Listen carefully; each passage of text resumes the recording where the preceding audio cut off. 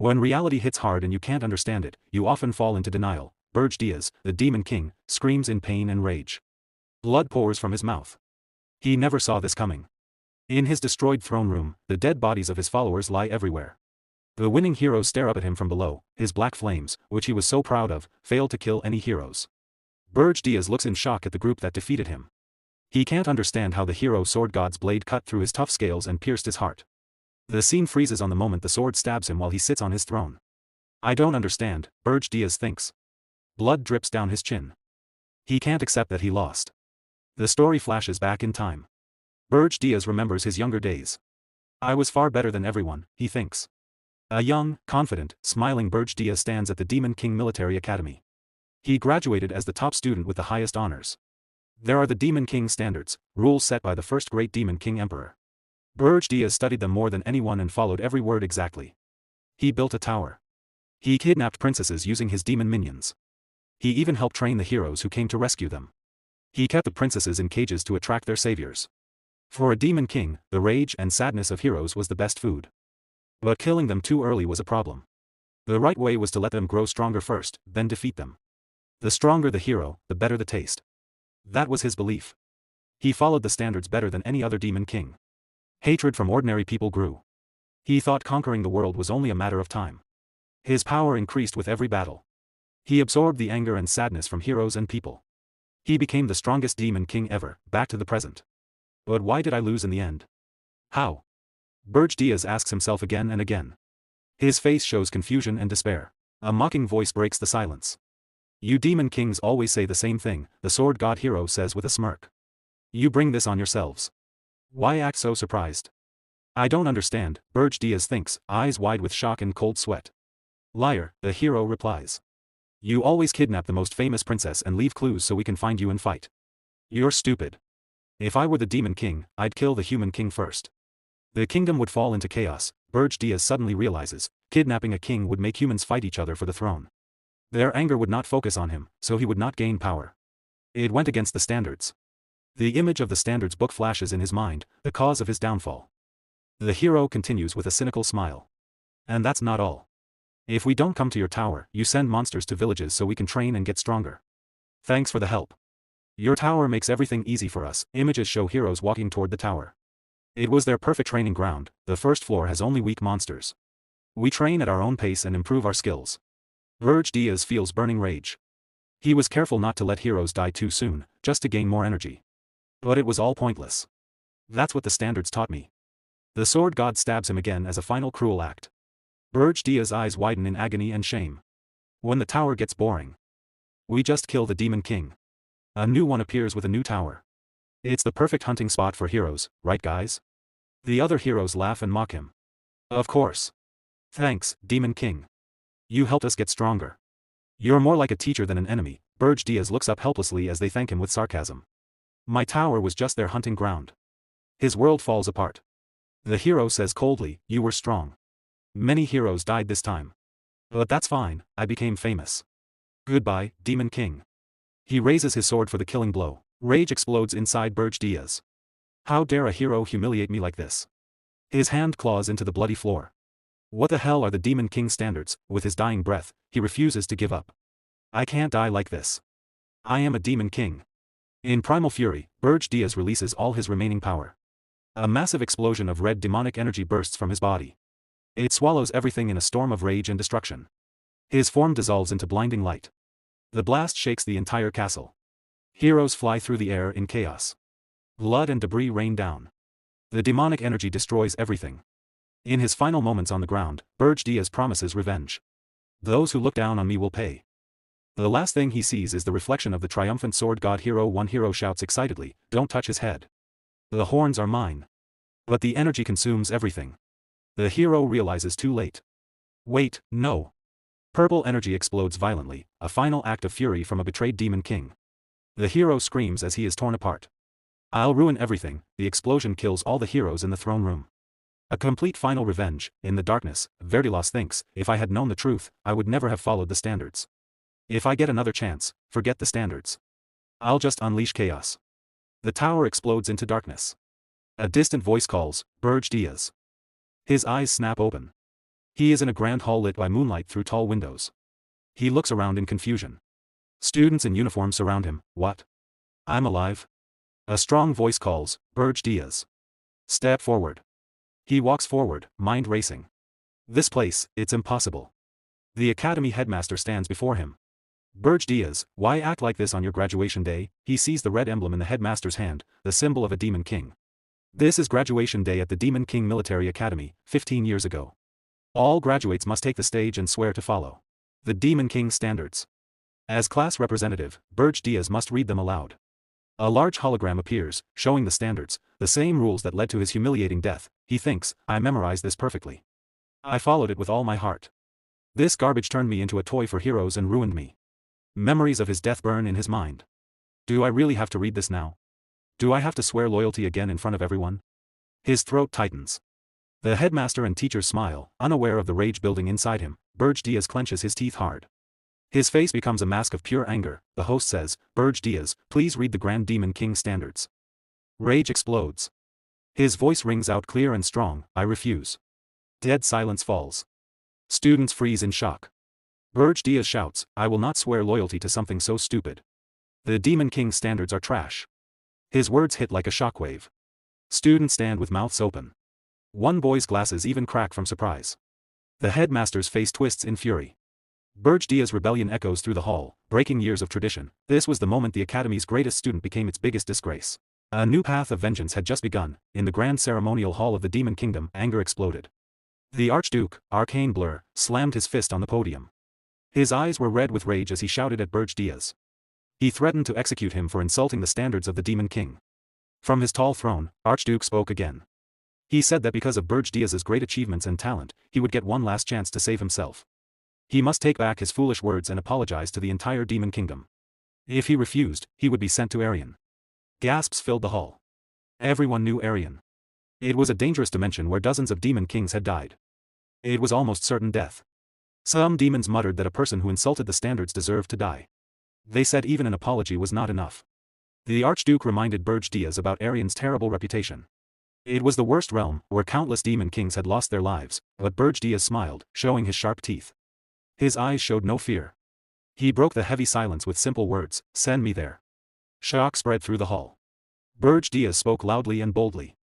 He said he would go to Arian to prove that the Demon King standards were worthless. The Archduke was furious at this disrespect. He called Berge Diaz hopeless and ordered him sent away at once. A bright teleportation circle appeared under Berge Diaz's feet.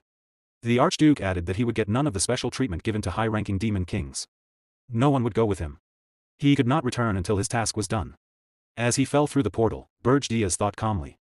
This was what he expected after the mess he had caused. But they were sending him back to that place. He fell toward a vast, beautiful land of mountains and rain, the same world where the heroes who once killed him had lived. In his mind, he remembered that even before his regression, he had chosen Arian himself.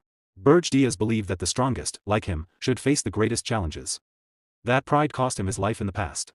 Too many heroes had used the Demon King's code against demon kings. Seconds later, Berge Diaz crashed onto the peak of a snowy mountain shaped like a shooting star. He spread his wings to block the cold winds of Regressed Mountain in the northern continent.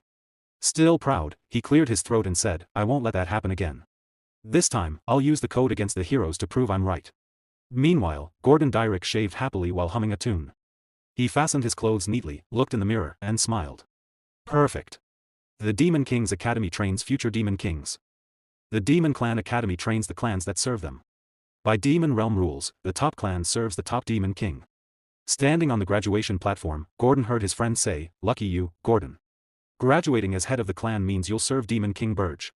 I wish I had tried harder. Gordon stayed calm outside, but inside he was excited. None of the Demon Kings compared to Lord Berge. Berge came from the rare demon dragon bloodline, a genius born once in 1,000 years. Serving him was an honor. With Lord Berge, they could conquer any world. Gordon dreamed of his own name in demon history. Suddenly, Berge Diaz spoke from the stands, that's wrong. Everyone froze.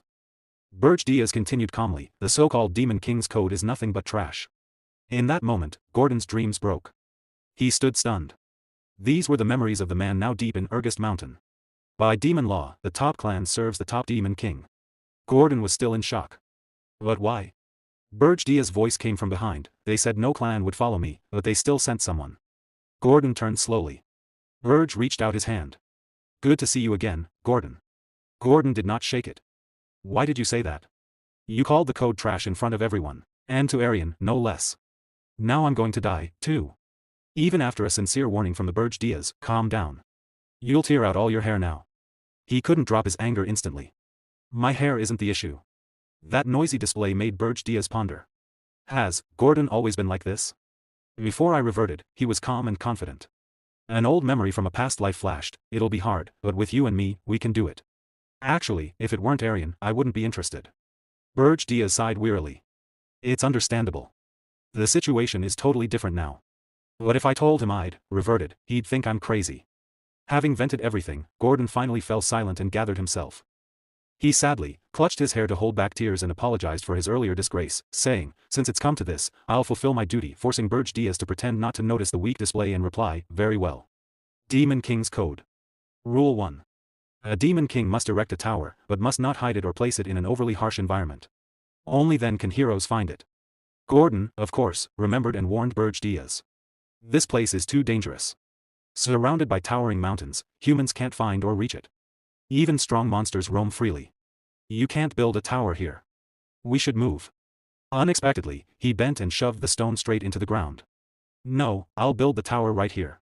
The tower seed planted in the earth and feed it with the Demon King's device so the tower can grow.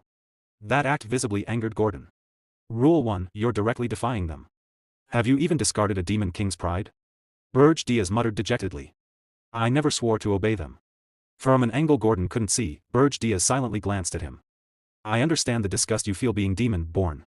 It's hard to abandon a belief engraved to the bone. Unless you die or endure something as brutal as death, you won't renounce it because I was the same before. Berge Diaz slowly drove his nail into his palm to draw blood. He carefully let that plasma drip onto the tower seed and said, listen closely, Gordon. The Demon King's code is trash, especially here in Arian. The unusual gravity in his tone sent a chill down Gordon's spine. The snowy mountain began to tremble continuously from beneath the frozen ground. The tower seed started to react. It suddenly expelled a small orb of mana. It quickly spiraled in a large circle across the ground. Berge Diaz watched and hissed with excitement because Arian is crawling with heroes. Remembering the people who skewed him in his past life, he couldn't help sneering, so many it's absurd. As the formation completed, a series of announcements rang out. Tower identifying user race. Black Flame, Dragon Demon Clan. Name, Berge Diaz. Identification complete, proceed to summon the tower. The final announcement coincided with a building rising from the frozen ground. The splendid sight made Berge Diaz mutter bitterly. This is why Demon Kings keep dying here after countless tower destructions. Humans learned the tower's mechanism and used the Demon King's own rules against us. On this land, the Demon King's rules no longer apply. Indeed, they should be called the Hero Standards, which puzzled Gordon. Gordon finally understood the terrible truth. In this land, the old Demon King rules no longer worked. They should be called the Hero's rules instead. Before them stood a tall, dark tower, complete and menacing, rising out of the snowy wasteland. Gordon stared up at it, stunned. In the end, Berge Diaz had built the tower in that forbidden place after all. Berge Diaz walked calmly toward the main entrance. Let's go in, he said to Gordon. Gordon followed in silent hesitation. They entered the first floor of Berge Diaz tower. It was a huge hall with high, arched ceilings and a patterned floor, but it was completely empty. Gordon spoke out loud. A normal Demon King tower should have traps, complicated rooms, or monsters to guard it. But there's nothing here. It was a tower with no advantages for a Demon King, no special privileges. They climbed to the top floor, the Demon King's chamber on the 5th floor. It was the same, a large empty hall with a throne at the far end, and nothing else. Every floor was deserted. Gordon looked serious. The tower is built now. We can't change that. So we must at least follow rule number 2 of the Demon King standards. Rule number 2, kidnap a prince or princess, preferably one high in line for the throne. The reason was simple: important royalty produced more demonic energy when captured, through the anger and sorrow of their kingdom. Gordon offered to advise Berge Diaz. The Demon King stood with his back turned and allowed him to speak. Gordon pointed to a map. The closest kingdom is the kingdom of course, in the Regressed Mountains. Please kidnap the princess with the highest rank. That will bring the most anger and sorrow from the kingdom, and you will grow strong quickly. Gordon expected Berge Diaz to refuse. To his surprise, the Demon King agreed. Gordon was shocked. Berge Diaz added, I already have a princess in mind. Excited, Gordon offered to help, but Berge Diaz gave a clear order: stay here and guard the tower. A Demon King's home cannot be left empty. Gordon felt huge relief and joy. Thank goodness, Berge Diaz was still acting like a real Demon King. His strange behavior had just been stress. This could still work. Now it truly began. As Berge Diaz prepared to leave from the balcony, Gordon asked, trying to be a good servant, which princess will you bring? Berge Diaz gave a sly, secret smile and only said, well. The scene changed. Berge Diaz flew over a distant city at night. His target was far away, not the nearby kingdom, but Hilderin, the southernmost nation on the continent, the farthest from his tower. The view moved to a huge castle. Only one window was brightly lit in the dark night. Inside the room, a beautiful blonde princess named Hildera looked out the window. Berge Diaz spread his demon wings and landed in front of her under the full moon. Now his true plan was clear. Out of all possible princesses, he had chosen the one with the least importance, the 13th princess. His red horns shone in the moonlight. With an intense look, he said, I have come to take you, princess. Back in the tower, Gordon's mind exploded. He screamed at the top of his lungs, that's the exact opposite of the standards. In the middle of the night, the Demon King Berge Diaz appears in a princess's bedroom. The young woman with long blonde hair, wearing a nightgown, sits on her bed. She looks at him without fear, only calm curiosity and a serene face. Princess Hernand asks the stranger, who are you? Under the bright full moonlight, Berge Diaz answers with a serious and determined look. I am the Demon King who has come to kidnap you. A small, mysterious smile appears on Princess Hernand's face. This is a completely unexpected reaction to a kidnapping. Still sitting on her bed, she asks a bold question to the surprised intruder. Demon King, are you sure you can handle me? Berge Diaz feels confused by the odd question. He wonders if she thinks demon kings are a joke. He replies confidently, of course I can. I am a demon king. To his surprise, Princess Hernand holds out her hands and offers herself willingly. Then take me. Berge Diaz grows suspicious and asks what she is planning. Hernand thinks for a moment and says that, as a princess, she always expected something like this might happen one day. Berge Diaz refuses to be tricked so easily. He warns her not to expect him to lower his guard. He is in a desperate situation himself and will not fall for any tricks. Hernand says she is not planning anything. With clear logic, she asks how she could have set a trap when she did not know a demon king would come that night. Berge Diaz quietly admits to himself that she has a good point. Still, he feels uneasy about the whole situation. Finally, they stand face to face. Princess Hernand seems ready to leave. She holds out her hand and says, then, shall we go? The scene changes to a snowy mountain landscape. Berge Diaz, in his demonic form with wings, flies toward his tall fortress. He lands, carrying the princess wrapped in a cloak. A subordinate with long black hair and pointed ears greets him.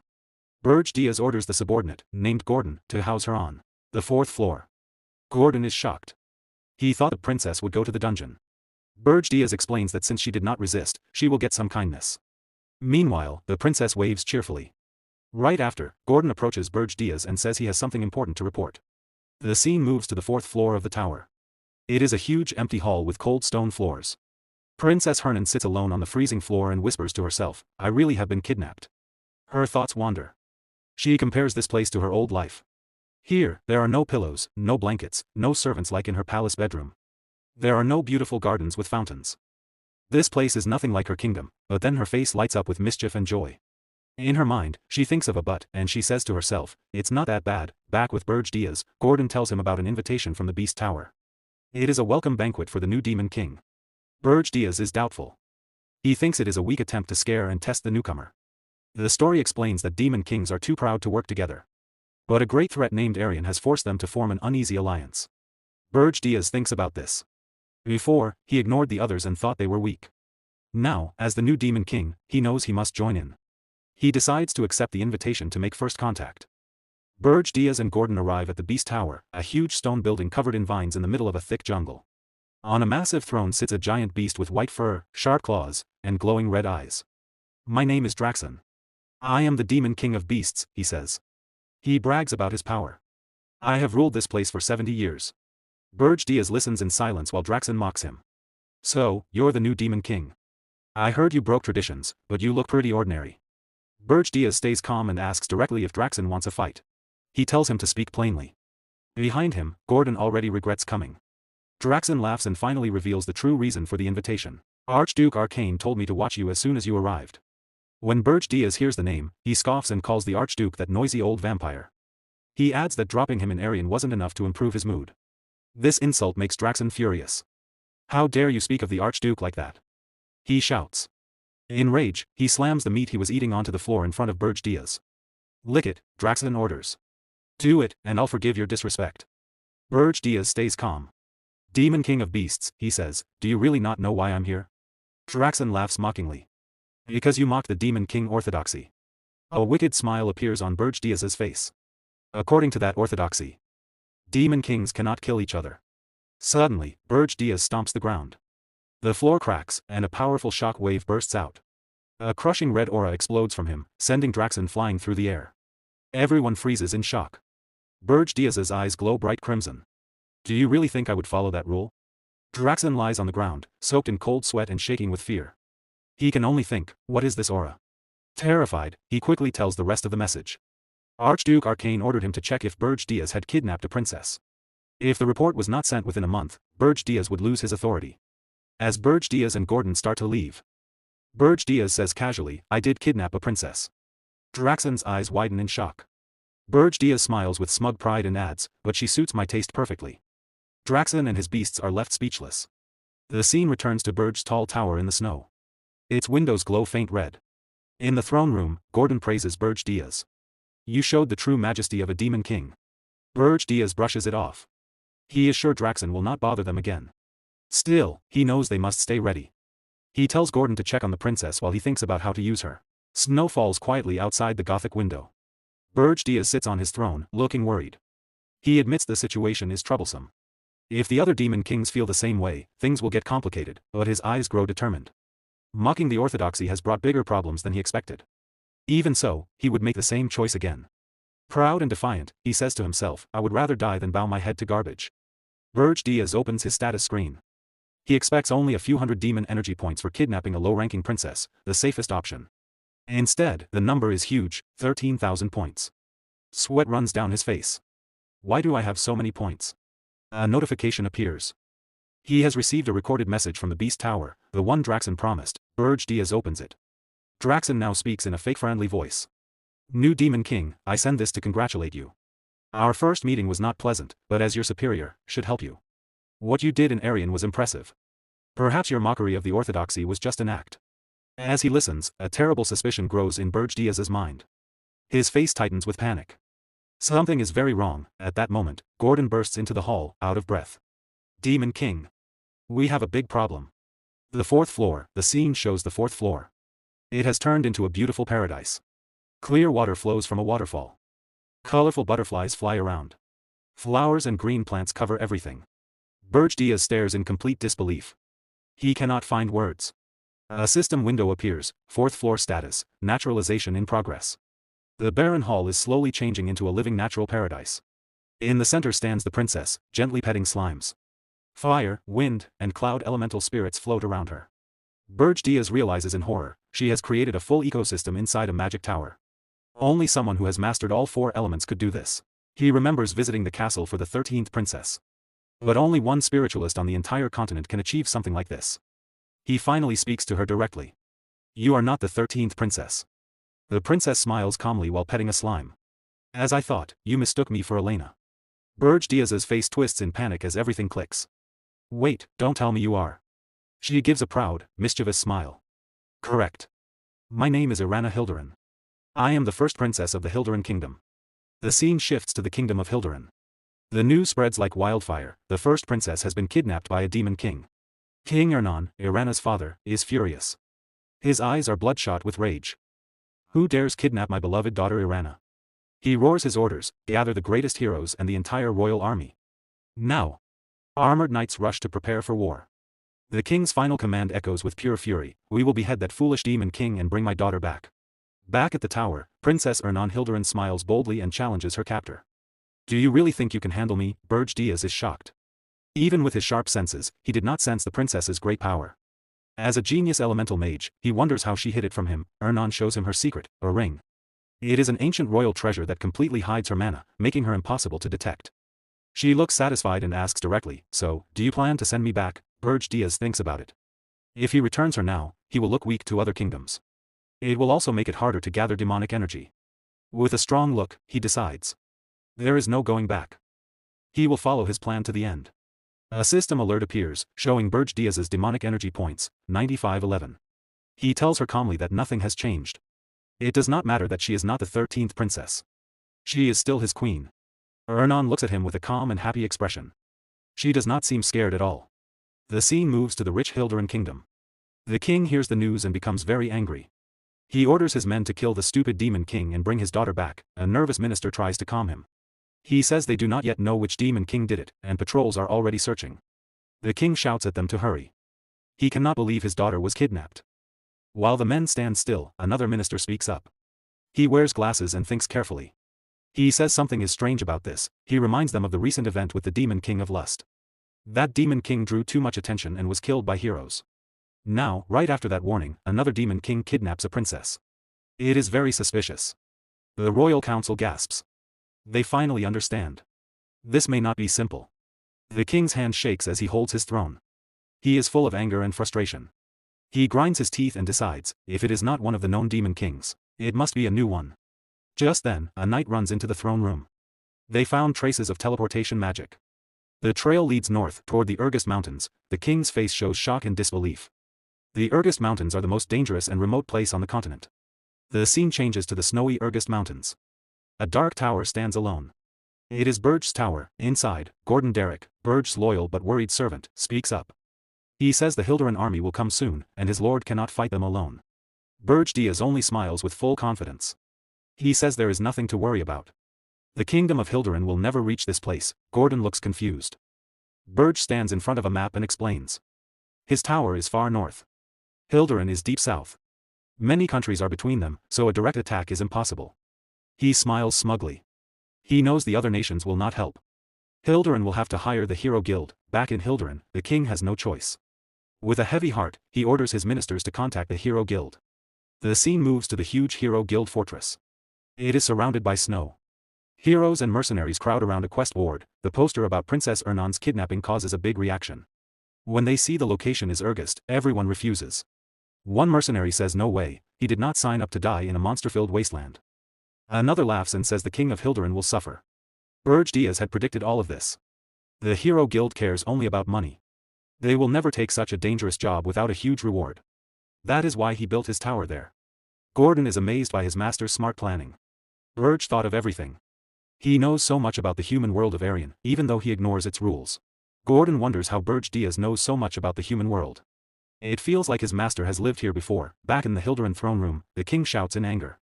He cannot believe that no hero will take the job. How can they call themselves heroes, he roars. A minister sighs and explains the truth. There are many heroes in Arian, but most care more about money than duty. They only choose easy or well-paid missions. Meanwhile, Berge Diaz looks at his system interface.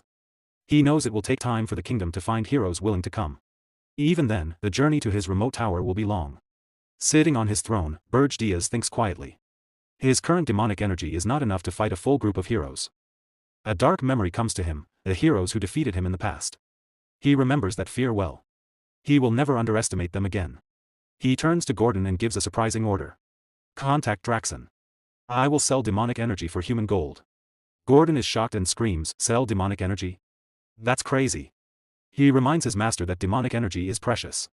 It is used to unlock tower powers and summon monsters. Why trade it for simple money? Berge Diaz stays calm. He knows Draxon will pay a huge amount. With that gold, he can do something important to stop the heroes. The scene moves to Holton Work, a busy fortress city near the dangerous Regressed Mountains.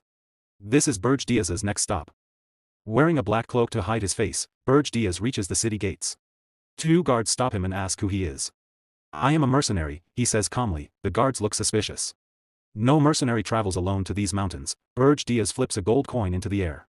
One guard catches it and his eyes go wide. The bribe works right away. While they stare at the coin, Berge Diaz walks past and says with a smirk, "Don't you trust me?" Inside the city, he looks around the busy streets. He needs a guide. So he heads to the Scarlet Hawk Mercenary Guild. The guild is a noisy tavern filled with the smell of beer. Mercenaries talk loudly and brag. One man sits with his feet on the table. He boasts that mercenaries have an easy life. Soldiers do the hard fighting, and mercenaries just kill monsters and take the rewards. The talk turns to rumors. One mercenary laughs about the new Demon King in the Regressed Mountains. He says it must be fake. Real Demon Kings build towers in easy places so heroes can reach them. Another says he heard this Demon King kidnapped Princess Ernon of Hilderan. The first man laughs harder. No Demon King would travel across the whole continent for that. A third mercenary says the Hero Guild refused the quest when they heard the location. The others say it is just a trick to ask for more money. Rescuing a princess is worth a fortune. They all laugh loudly, mocking how greedy the Hero Guild is. Suddenly, a dark figure stands behind them. It is Berge Diaz. He smiles coldly and says, I see. So that's how it works. The laughing mercenary turns and screams in fear. In seconds, the others draw weapons and surround Berge Diaz. "Who are you?" they shout. Berge Diaz smiles like a predator. "You know a lot," he says. "You will make good guides." He orders calmly, "Leave one here. The rest, get out." The mercenaries are furious and attack him all at once. Berge Diaz moves with incredible speed. He knocks them down with powerful, precise strikes. Dozens fall in moments. One huge mercenary tries to hit him from behind with a club. Berge Diaz stops the attack without looking, breaking the weapon easily. His eyes glow red as he punches back with dark energy. The big man looks terrified. The surviving mercenaries run away in panic, screaming. The one Berge Diaz chose to spare stays on the floor, shaking. He whispers, "Monster." Berge Diaz grins wildly, his eyes shining with demonic power. Outside, people hear the screams and noise. A mage and her friend watch without worry. "They're fighting again," she says. "It happens all the time." Inside, the tavern is silent except for the bodies on the floor. Berge Diaz stands unharmed. He looks down at the terrified mercenary and says gently, "Do not be afraid. Answer my questions, and I will let you live." The man nods quickly. Berge Diaz asks, "Where is the slave market?" The scene changes to a beautiful mansion with fountains and iron gates. It looks rich, but it is really the slave market. The scared mercenary leads Berge Diaz there. A merchant greets them with a big smile and shows a cage of human slaves. "Do you like them?" he asks. Berge Diaz looks bored. "Do you have anything rarer?" He throws a heavy bag of gold. The merchant catches it, his eyes shining with greed. A golden tooth flashes in his smile. "Yes, of course. This way, please." As they walk deeper into the building, Berge Diaz thinks to himself. This merchant does not care that his men were just beaten. Humans who want money are no different from demons who want demonic energy. They go down stone stairs to a secret area. Behind a wooden door is the special merchandise. A flashback shows Berge Diaz telling Gordon his real plan. "With human gold, I will buy slaves, rare races captured by humans." An elf would be perfect. In a cell, a green-haired elf named Granada is chained and muzzled. He glares with pure hate. Berge Diaz smiles darkly. He will use this elf as a spy to cause trouble among the heroes. Suddenly, the scene cuts back to the Hilderan throne room. A Hillen announces, "The savior has arrived." Hero Hillen Cargill is here. The king looks relieved. He is sure Cargill will accept the mission. Cargill is a strong man in shining armor. He kneels before the king and promises, "I will rescue the princess and bring back the Demon King's head. I swear it in the name of justice." His eyes burn with determination. Back at the tower, Berge Diaz explains the plan to his subordinate. He will use the elf as a spy to confuse and disrupt the heroes. The subordinate nods and says it will work well because elves are seen as pure and innocent. Then the scene changes back to the slave market. Berge Diaz walks up to the two slave traders and says he is there to buy the elf. He tells them his servant will pay the price. The traders are shocked. With a scary glare, Berge Diaz asks if they have any problem with that. The terrified trader quickly says no. His partner nervously gets the payment ready. Berge Diaz orders both traders to leave the room. He says he needs to check something with the elf alone. One trader warns him that the elf might attack. Berge Diaz ignores the warning and says if anything happens, the trader will pay for it. The trader looks disgusted but has no choice and agrees. Both traders leave, now alone. Berge Diaz walks to the cage. Granada is sitting on the floor in chains. Berge Diaz uses his demonic power to break the chains and free Granada. Granada is surprised. He feels the dark energy and realizes Berge Diaz is a demon. Angrily, he asks what a demon wants with an elf. From outside the cage, Berge Diaz offers him a chance to get revenge on humans. Granada thinks the offer sounds good, but he says he cannot trust demons any more than he trusts humans. Berge Diaz says he is different. He offers a deal. If Granada stays loyal for exactly 50 years, Berge Diaz will keep him safe and then give him freedom. He adds that 50 years is not long for an elf, and it is much better than staying a slave. Granada has been humiliated by humans, but he is still not convinced. He reminds Berge Diaz that demons are trying to destroy the world tree, which the elves protect. Looking straight at him, Granada asks how he can trust a demon at all. He also says it is strange that a demon would need help from an elf. Berge Diaz realizes Granada has good points. After thinking for a moment, he smiles in a clever way and changes his plan. "Fine," he says. "Let's do it this way." He summons a magic contract book and makes a serious promise under the rules of the great Demon King. He swears he will not harm the world tree. To demons, the Demon King's rules are as sacred as the world tree is to elves. In return, he asks Granada to swear loyalty to him for 50 years, using the world tree as his oath. Granada smiles. He finds the whole thing very strange. "You are weird," he says. "But you are willing to make a fair deal." Granada stands up and introduces himself properly. "I am Granada of the Maple Tribe." He agrees to take the oath, but only after he meets the Demon King who sent Berge Diaz. Berge Diaz looks confident and says, "I am the Demon King." Granada freezes in shock. He can't believe what he just heard. He stammers, "What?" Then he suddenly bursts into loud, crazy laughter. Still laughing, he grabs Berge Diaz by the shoulders and shakes him. "That's impossible," he says. "A demon king would never leave his tower, his power gets weaker outside, just to buy one slave." Between laughs, Granada mocks him. "If you really are the demon king, then I'll swear loyalty for 100 years, not 50. Later, Berge Diaz, Granada, and the subordinate arrive at the 5th floor of the tower. The place is grand but completely silent and empty. Sitting on his throne, Berge Diaz reminds Granada, "The 100-year contract was your idea." Granada finally realizes it is true. He goes into shock. His face changes from disbelief to anger. He explodes in rage. "This is all a scam," he yells. "You never said the whole tower would be empty. The first 3 floors are barren, and the 4th floor is just plants." Furious, Granada shouts, "What kind of demon king has no monsters guarding his tower? Heroes will destroy us in a year." "I won't work like this." Berge Diaz stays calm and coldly says, "We have a contract." Suddenly, Berge Diaz releases a terrifying wave of demonic power. It crushes Granada to the ground. Sweating and shaking, Granada finally admits to himself that this man really is the Demon King. Granada remembers the trip to the tower. Even though the tower looked old and empty, no monsters from the mountains came near. They were all scared of Berge Diaz's strong presence. Granada gives up. A Demon King is still a Demon King. Maybe through him, Granada can get the revenge he wants. Defeated, Granada kneels. He swears on the great name of the World Tree that he will be loyal for the next 100 years. As he swears, Granada thinks, if the Demon King came to recruit me himself, I must be important in his evil plan. But Berge Diaz's first order surprises him completely. With a relaxed smile, he says, "Good. Now, make me dinner." Granada freezes. His mind, ready for a big dark plan, goes blank. The scene changes in a funny way. Granada is now wearing an apron. He chops vegetables with great skill. He thinks, wasn't I supposed to be part of some evil master plan? To his shock, Princess Hilderin stands next to him, also cooking. She asks cheerfully, "Do you need help with the vegetable bread?" Granada has no words. The view widens to show a long dining table on the 5th floor. Berge Diaz sits at the head. Princess and Gordon Durka sit on one side. Granada sits on the other. Still confused, Granada asks Berge Diaz, "Is that woman really the Princess of Hilderin?" Berge Diaz answers casually, "Yes, that's Hilderin." The princess just smiles. Granada explodes again. "You've lost your mind," he yells. "You kidnapped a kingdom's princess, but your tower has no defenses. How will you stop heroes from attacking?" Berge Diaz calmly lifts a bite of food on his fork and says, "That's why I bought you. For now, just sit and eat." Granada goes silent in shock. In a funny moment, Berge Diaz adds, "The food is really good." Princess says happily, "I helped too." Granada thinks to himself, what in the world is going on here? The scene moves to the 4th floor, a lush green field full of plants. Granada asks, "Is this where you plan to fight heroes?" Berge Diaz shakes his head. "No. If heroes reach this floor, it's already over." Then he explains Granada's real job. "You will cause trouble in the human world." Granada blinks. "You want me to be a spy?" Berge Diaz nods. "Yes. But first, I need to test your skills." He gestures to Granada. "Attack me." Granada is stunned. He thinks, how can I beat a demon king in his own tower? Berge Diaz gives him a handicap. "I'll fight with one hand and no demonic energy. If you win, I'll cut the contract by 50 years. This excites Granada. He gathers nature energy and shouts, "I'll attack with everything."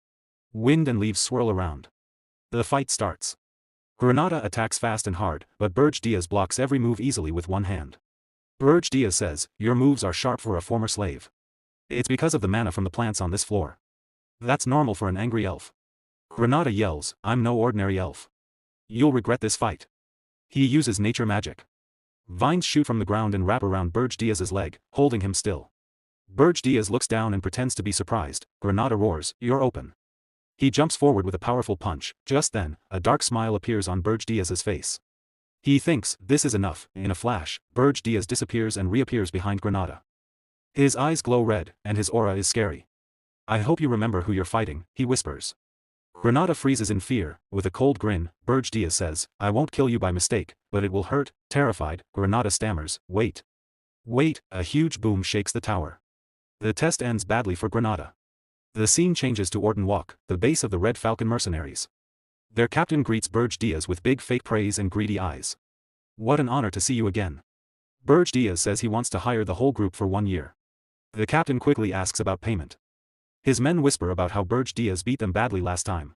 Berge Diaz drops a huge bag of gold as a down payment. Everyone goes quiet in surprise. The mercenaries cheer and promise loyalty. The captain secretly thinks about finding a new job. Berge Diaz introduces a new member. This man will give you my orders from now on. The mercenaries look confused until the man speaks. Hello, my name is Granada. The elf's face is swollen, bruised, and covered in bandages from the training with the Demon King.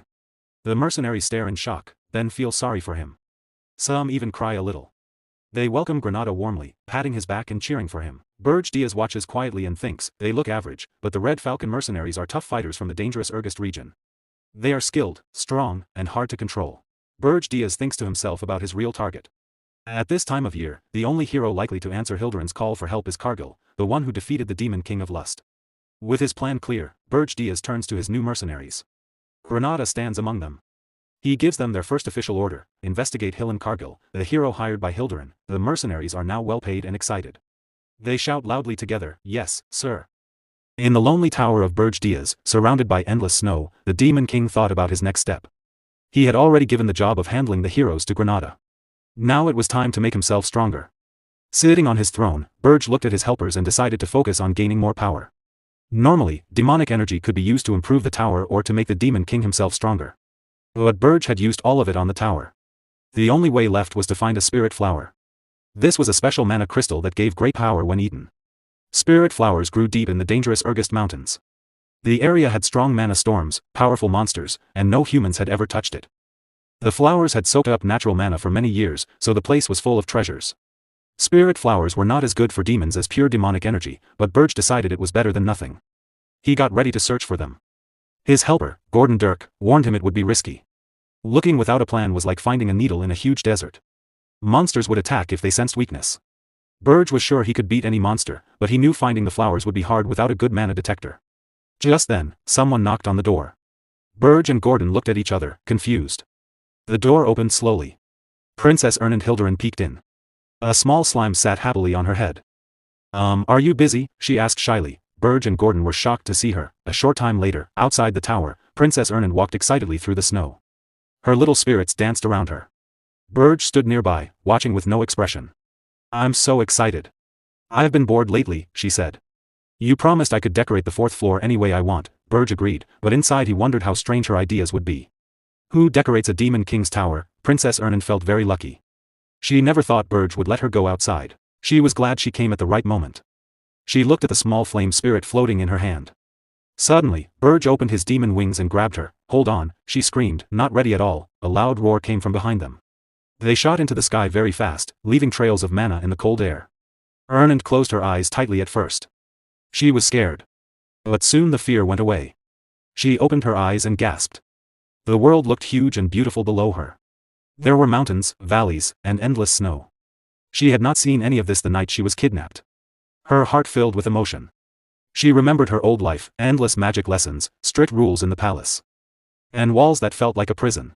She thought she would be trapped forever. Still flying, she whispered, "You are the only person who has ever flown over the regressed mountains." Berge answered coldly, "Your job is to find the spirit flowers." Then Erland said, "Just call me Erland. We'll be together a lot." Berge got annoyed. "Remember your place," he said in a cold voice. "If you don't focus, I'll throw you in the dungeon." Erland quickly said sorry and focused. She sent her small water spirits to search the mountains below. Berge thought they would not find anything soon, but he knew her spirits were faster than him or Gordon. Just seconds later, Erland shouted happily, "I found one."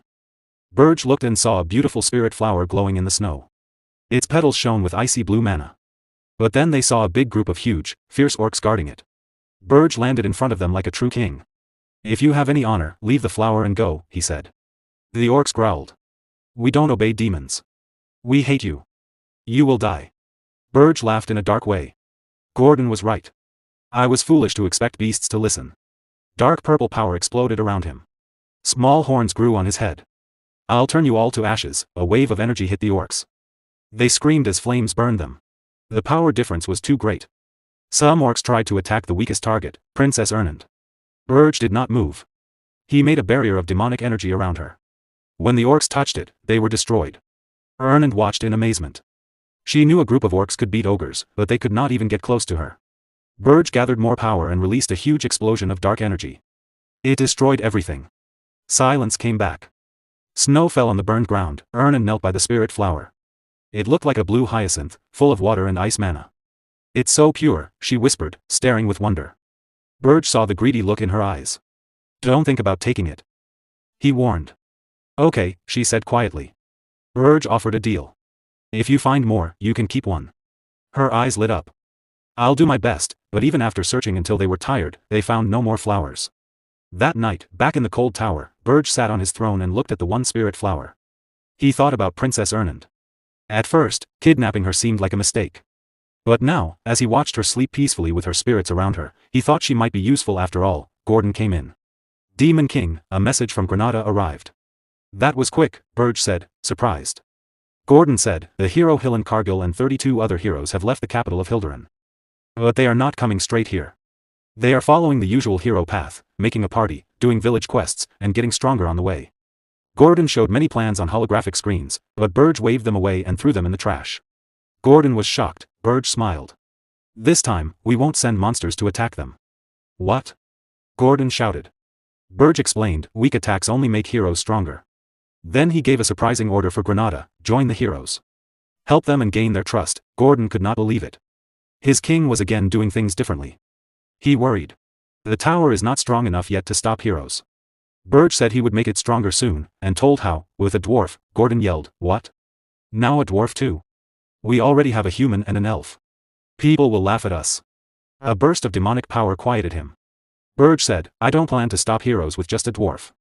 I need dwarven magic weapons, he explained. Heroes expect weak monsters on the first floor. But what if they find dozens of cannons instead? Gordon was amazed. No hero would expect that. But it was very unusual. Then he realized something terrible. Wait, to get a dwarf here means another kidnapping. The scene moved to the underground dwarven city of Wolfner. It was made of stone and glowing crystals. In the center, a blacksmith worked hard. His hammer hit the metal with strong rhythm. This was Lozier Friedrich, the best dwarven smith alive. And he was next on the Demon King's kidnapping list. The underground city of Wolfner was home to dwarves. Before his regression, Berge Diaz had fought many dwarves, but this was his first time visiting their city. He bribed the guard at the entrance with human gold and asked for the best blacksmith. The dwarf smiled, took the coins, and said, for a human, you know how to do business.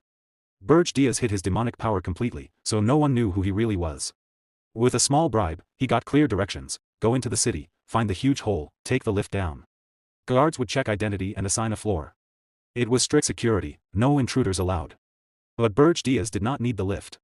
He jumped straight down to the lowest level. Then he walked to the deepest chamber, the heart of Wolfner. That was where the famous blacksmith Lozier Fredericks worked. The first thing Berge noticed was the dwarf's skill. The metal glowed with mana, and the flames seemed to dance. For a moment, Berge wondered if this dwarf was truly the best. He decided he would find out after kidnapping him. He moved fast and tried to grab Lozier, but the dwarf was not ordinary. A wave of fire rushed toward Berge. Then a huge hammer swung at him. That flame has a touch of demonic power. Suspicious, Berge thought. He blocked the hammer with one hand. His bones cracked from the force. Are you a hero? He asked calmly. Lozier lifted his chin with pride. I am a hero. How dare a demon enter dwarf land? You will not leave alive. Berge grinned his famous Demon King smile. For all your big words, you are weak. Also, I am not just a demon. I am the Demon King. With ease, he slammed the hammer into the ground and grabbed Lozier by the throat, lifting him up. Guards rushed in after hearing the noise, but the chamber was empty. Panic spread. The hero Lozier Fredericks had been kidnapped. High above the city, on a terrace, Berge held his prisoner. Make a sound and I will kill you, he warned. Lozier was shaking but still asked, why is the Demon King here? Are you after the princess? Berge shook his head. He had no interest in dwarf royalty. He wanted to know about secret underground passages, routes only master blacksmiths knew for emergencies. Lozier thought this was a trick to reach the princess. He could not fight the Demon King anyway. He was terrified, even if he talked big. He refused to answer at first. So Berge whispered, fine. I will kidnap your princess and then let you go. Everyone will think you betrayed her to save your life. The shame and torture rumors will destroy you. Everyone already knew Lozier was not brave. No one would doubt the story. His life would become miserable. Berge gave him one last choice: guide him or sell out the princess. Lozier stayed quiet, but inside he was planning how to escape while still protecting the princess, a greedy little schemer. To close the deal, Berge made an oath. On the Demon King's honor, I promise your safety if you help me. To dwarves, such an oath from a Demon King was sacred and unbreakable. Lozier's attitude changed at once. He became confident, obedient, and almost happy. Berge felt sick watching it. Deep in the city, Princess Louise wharfed paced with worry. Lozier had disappeared while making her weapon. Guard said he was kidnapped, but she snapped, quiet. He is a hero too. How could a hero be kidnapped? One guard tried to explain softly, Your Highness, he is a hero, but he is a very poor fighter. She glared at him. Find him now, or I will take all your heads. No one argued. In Lozier's hidden tunnel system, Berge was growing impatient. The passage was narrow. Berge had to walk behind the dwarf the whole way, much too close. Move faster, Berge growled. If I have to look at this ugly view any longer, I will burn the tunnel. Lozier laughed nervously. Just a moment. These tunnels were not made for tall people. At last, they came out outside the city. Lozier brushed off his clothes with relief. That's it. My job is done. I will go now. Berge shifted into his full demonic form. Dark wings spread wide, like a shadow covering the moon. What nonsense, Berge said. Lozier froze. You swore on the Demon King's honor, he stammered. Berge shrugged. I do not care about trash oaths. Lozier became the newest victim of the Demon King's tricks. Panic hit the dwarf. Wait. I am useful. No one is better at metalwork. I can make anything you want. Berge frowned. A hero should not switch sides so easily. Lozier no longer cared about pride, only survival. Berge gave one final order. Swear loyalty to me. Lozier instantly dropped and pressed his forehead to the ground. Yes, I swear. Thank you for your mercy. Of course, inside his head he was already planning escape. Too bad plans mean nothing when you are knocked out. Moments later, Lozier woke up in a beautiful garden filled with spirits. He felt confused and scared. Berge was pacing nearby. You kidnapped a hero, a dwarf hero, someone said. An elf appeared on a floating screen. My lord, did you really bring a dwarf here? Berge cut them off. Report later. Princess Ernan walked up to Lozier calmly. She studied him. Did you come to rescue me, hero? She paused. Probably not. Lozier still could not understand. Why am I here? You promised safety. Berge smirked. That is why you are still alive. I knocked you out and carried you. I could not trust a scared little dwarf. Lozier forced an awkward laugh. Right. Wonderful. Berge Diaz smirked and asked, Are you that happy to be my subordinates? Lozier Friedrich emotionally while laughing said, Yes, I'm very happy. Berge wasted no time. Your first task, install many cannons on the first floor. If heroes come, destroy them. The scene began at the heroes' preparation station. A holographic communication link flickered on. Granada, an outsider, gave his report. With calm confidence, he told his superior that rumors were spreading quickly among the heroes.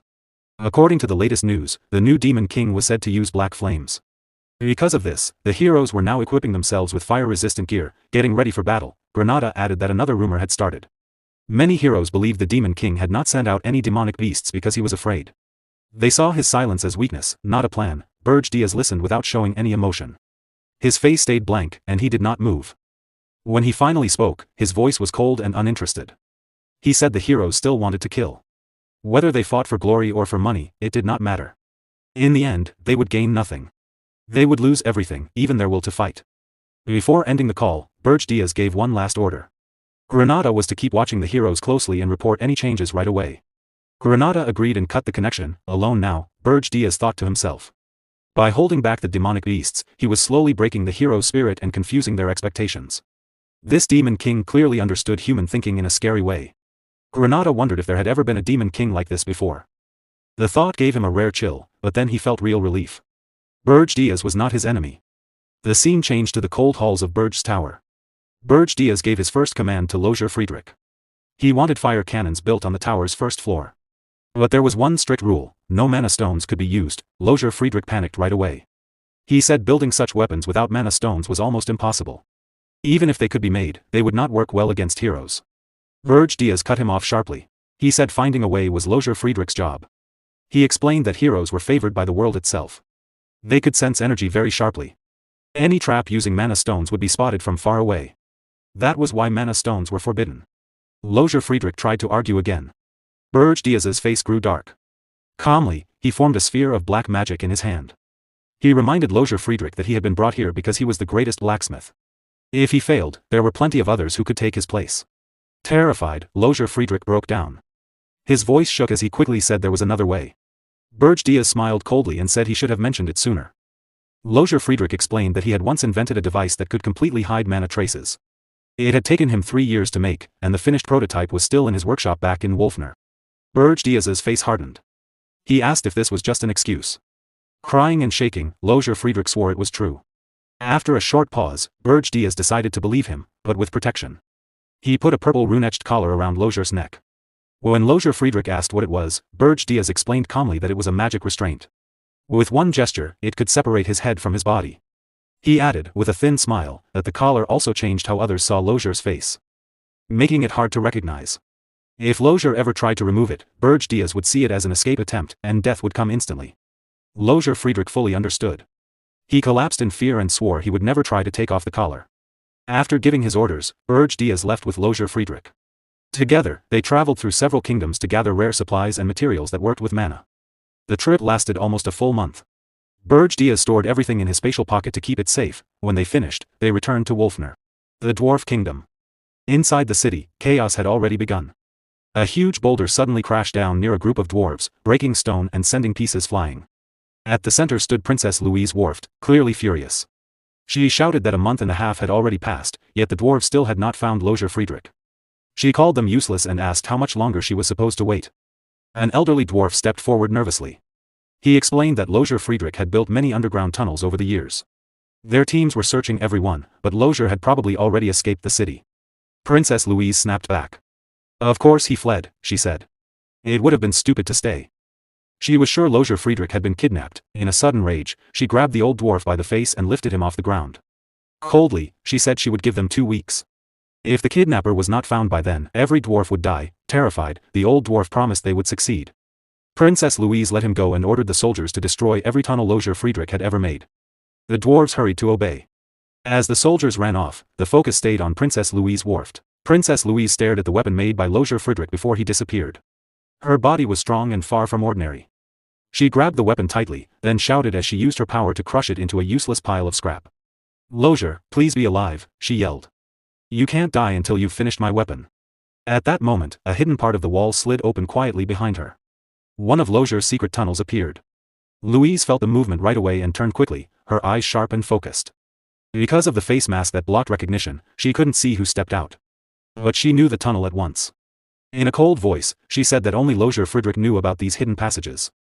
She demanded to know if the man in front of her was him. Lothar Friedrich froze. Fear took over him.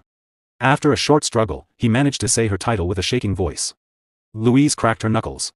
Anger showed on her face. She shouted that the bastard had dared to come back alive. A fierce smile appeared on her lips as golden vines of energy flared around her body. She accused him of hiding because he didn't want to make her weapon. Tears ran down Lothar's face as he desperately said no, that she had it all wrong. His words only made her angrier. She snapped back, reminding him that she was a princess and that he was insulting her by saying she was wrong. With full authority, she declared that from now on, he would be her slave and forge weapons for her forever. Golden energy glowed around her fist as she pulled it back. She said she would punish him first for running away. Just before her punch hit, a powerful blast exploded between them. Princess Louise flew backward through the air. She hit the ground hard but quickly steadied herself with one hand and stood up easily. Dust filled the air, then slowly cleared. Berge Diaz stepped forward calmly. He told Lothar Friedrich to grab the equipment right away. Louise glared at the stranger. The mask still hid his face from her. She demanded to know who he was and why he was helping a dwarf. In a calm, flat voice, he said he was the master of the blacksmith she had just been forcing to work for her. Princess Louise jumped high into the air, her face full of rage. She shouted that the blacksmith was her slave and would make her weapon for the rest of his life. The two crashed into each other midair. Their fists met with terrible speed and power. Shock waves ripped through the air with every blow, shaking the space around them. In the middle of the fierce fight, Berge Diaz saw an opening and kicked toward Louise Worft's neck. To his surprise, she caught his leg with one hand. Her grip was so strong that his eyes narrowed in pain. Before he could pull free, Louise punched him hard. The hit sent him flying up into the ceiling. She turned her head and coldly told Lothar Friedrich that it was his turn next. But Berge Diaz came back fast. He grabbed Louise by the head and slammed her down to the ground. Right away, they started trading blows at incredible speed. Shock waves filled the room, and pieces of stone flew everywhere. Their fight looked like a battle between monsters. Not people. Berge Diaz watched and recognized her at once. She was Louise Worft, the second daughter of the princess of the Dwarven Kingdom. She was not an official hero, but her strength was amazing. Even before Berge Diaz's regression, Louise had been one of the strongest people he knew, and she was even stronger now than back then. Berge Diaz thought quickly. If she kept growing stronger, she would become a real danger. The smart choice was to kill her now. But to do that, he would have to use his full demon power. In his weak state, that was risky. If her soldiers saw his true power, they would know he was the Demon King. Their fists crashed together, sending out flashes of golden and purple energy. In the background, Lozier Frederick was working hard, taking apart a huge machine piece by piece. It was a mana phantom device meant to hide and erase mana traces. During a short break in the fight, Berge looked at him and asked if it was ready. Lozier replied in panic that the machine was bigger than he expected and he was still working. Berge snarled that if Lozier wanted to live, he had 1 minute to finish. Lozier swore he was going as fast as he could. Louisa's aura suddenly exploded. 12 streams of bright golden power burst from her body. She demanded to know who had allowed them to do this. Berge glanced at Lozier and said coldly that if things got worse, he would leave him behind. Lozier's face went white with fear, but he promised he was almost done. Berge clenched his teeth. He did not know how much longer he could fight without using his full demon power. Every second brought him closer to being exposed. Their mana was running out fast. Princess Louise shouted that she did not care where they came from, they would not leave alive. She then turned to Lozier and said she would break his legs so he could never run away again. Berge laughed darkly. He said she sounded more like a demon king than he did. He told her to give up, he was taking the blacksmith and all the equipment. Just then, Lozier yelled that he was finished. As soon as the machine was turned off, the mana in the room changed suddenly. Louise growled that she would not hold back anymore if Lozier thought he could just come back and steal what was hers. Berge took the chance and kicked her hard in the chest. The blow sent her crashing to the ground, causing a huge explosion. Without waiting, Berge opened his subspace pocket and told Lozier to hurry. Louise stood up from the dust and said attacks like that meant nothing to her. But then she stopped, she saw that Berge, Lozier, and the machine had all vanished. Her soldiers finally arrived and asked what happened.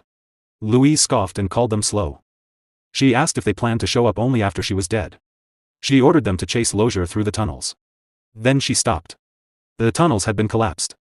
Grinding her teeth, Louise realized the truth. Lozier really did not plan to come back and make her weapon. A cold smile appeared on her face as wind blew through the destroyed room. She said this was much more interesting than she expected.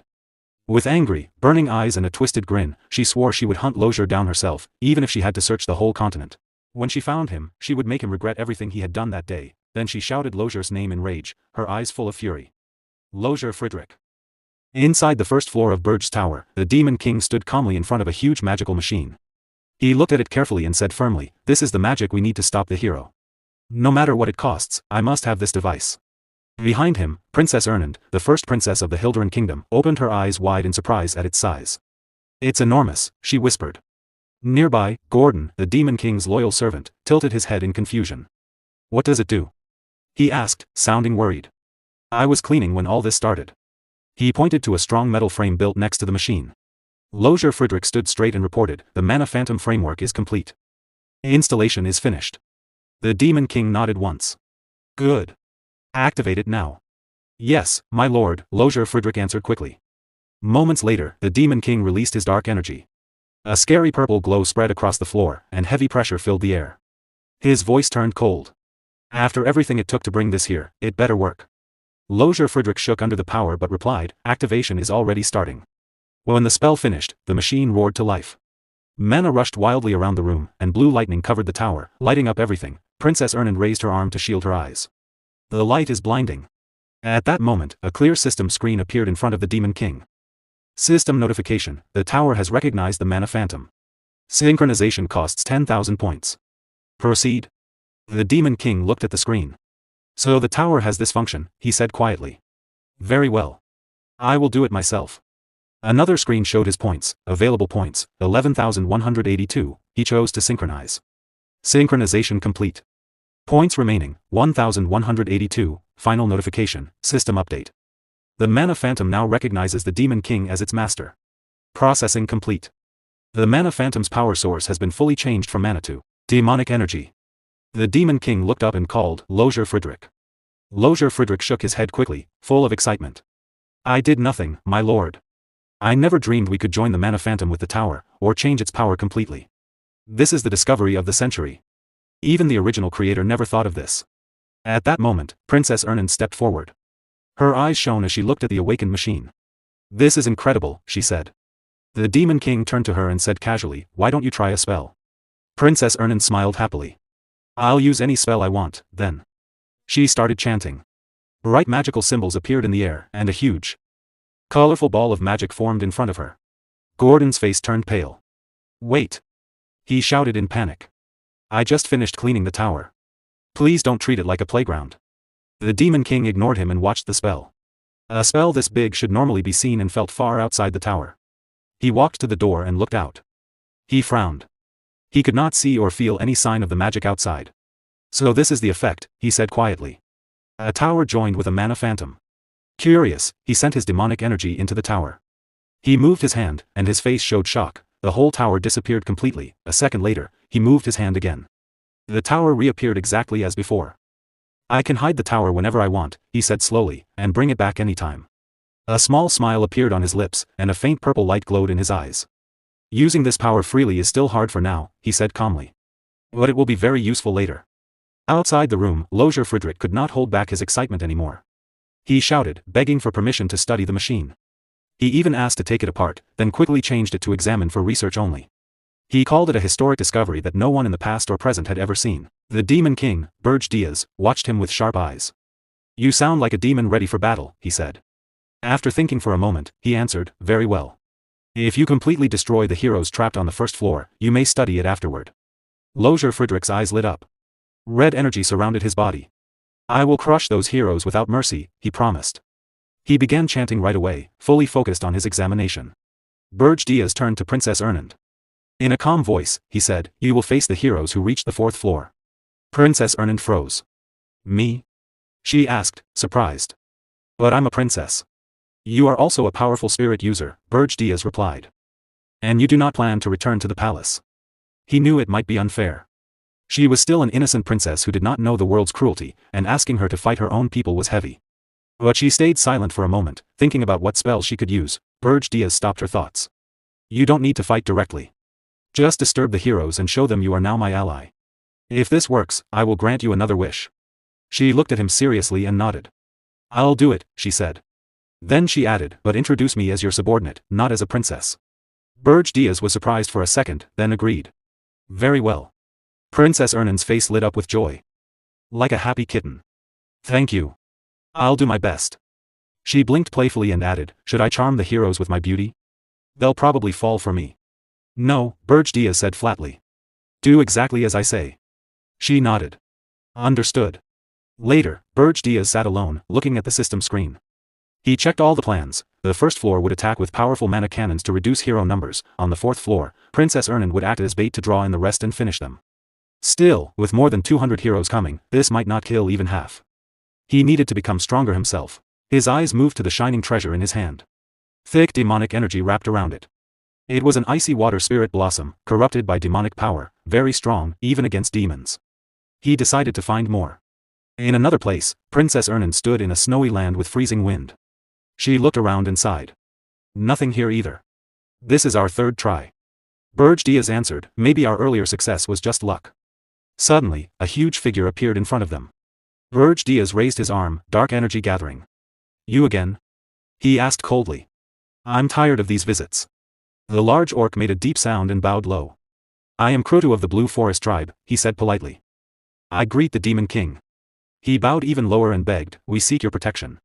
Berge Diaz looked at him coldly. You want to become my kin? All the orcs knelt at once. Their leader spoke for them. Our ancestors were demons who betrayed the demon realm. Because of that old sin, we ask to serve you. Berge Diaz stared down without warmth. Stop the flattery. You want to grow stronger by joining me. His eyes narrowed. You are better suited to demonic energy than spirit blossoms. An orc elder nodded to his group. He sees through us. No need to hide. He ordered, bring it out. They opened a box. Inside was a dark rim lotus, its petals sealed in ice. Berge Diaz recognized it at once. So that's why we couldn't find it, he said quietly. You planned this. You know how to bargain, unusual for orcs known only for strength. The orcs bowed their heads. To survive here, we need wisdom more than strength. Our tribe values brains. Berge Diaz gave the box to Princess Ernand and turned back to the orcs. You came because you lack power. You want strength. A small smile appeared on his face. Wisdom over strength, I like that. He raised his hand and began chanting. I will accept only one, Krotu. A demonic mark appeared and entered Krotu's body. Dark power filled the snowy field. Roam the land. Grow your tribe under my name, Berge Diaz said. Wait for my orders. I will give you a reward greater than strength, your tribe will last forever under my rule. Demonic energy covered Krotu. His body changed and grew stronger, he became a true demon. Krotu knelt deeply. I give my life and loyalty to you, Demon King. The whole tribe knelt behind him. Later, at Berge's mountain tower, power flowed through the building. Outside, an army of orcs stood in perfect rows. On the first floor, Lozier Friedrich waited with 60 mana cannons. Berge Diaz checked everything in his mind, orcs in position, tower floors ready, Princess Ernan waiting on the fourth floor. Everything was set. He looked up, his dark eyes hard. I will pay back the pain from my past life, he promised silently to the coming enemies. Far away, the hero looked up at the tall mountain and said to his friends, we finally arrived. Regressed Mountain stood in front of them. In the grand city of Holton Walk, a great banquet was held in the central hall. It honored the heroes before their final journey to defeat the Demon King. The room was filled with laughter, music, and the sound of glasses clinking. Warriors, nobles, and dignitaries celebrated together. A young hero named Lord Hillen, dressed in shining armor, spoke with the elderly Lord Castellan. The Lord smiled and said Hillen was too modest for his great deeds. Hillen thanked him for the wonderful banquet. The Lord replied that it was an honor to be part of this historic quest. After a pause, Lord Castellan suggested that Hillen should speak to the crowd. Hillen hesitated, feeling uncomfortable. But the Lord insisted. It would lift everyone's spirits. Hillen finally agreed. Lord Castellan announced it loudly, and all eyes turned to Hillen. He stepped forward, cleared his throat, and spoke calmly. He greeted his comrades, heroes, nobles, knights, mages, mercenaries, and merchants. He said their long journey was nearing its end. With a confident smile, he joked that their march had scared the Demon King so much that no monsters had blocked their path. The hall burst into laughter. Then he grew serious. He warned them not to relax and said every preparation was done. His voice rose as he declared that tomorrow they would take the Demon King's head. He asked who dared to kidnap Princess Ernan of Hilderan. With fury, he shouted that it was time to show the world who the true masters were. He raised his glass high, the crowd cheered wildly. They raised their glasses too and shouted to eat, drink, and celebrate. From a distance, an elf named Granada watched quietly. He noted that the expedition's size had not changed, just as the Demon King had predicted. Hillen's charisma had kept everyone together, he had gained money from guilds and held the mercenaries loyal, but Granada felt uneasy. The last tower he checked was empty. He wondered if the fight would really be easy. A dark thought crossed his mind, should he betray the heroes now? He panicked and scolded himself. If the Demon King was defeated, his curse would end, that was good for him. He shook his head and went outside for fresh air. He also needed to send a report. That night, under a full moon, Granada stood on a balcony. He used a glowing device to communicate. A calm voice said, we have arrived at Holton Walk. We will rest and climb the mountain tomorrow. Granada replied shortly, I see. Then the Demon King Berge spoke firmly, once you leave Holton Walk, do not contact me again. After a pause, he warned, beware of the snow on the mountain. Stay alert at night. And when the tower door opens, never be near it. The call ended. Granada was confused by the strange last warning. Suddenly, a voice behind him said, what are you doing out here alone? Granada jumped and turned. It was Hillen. Granada said he just needed fresh air.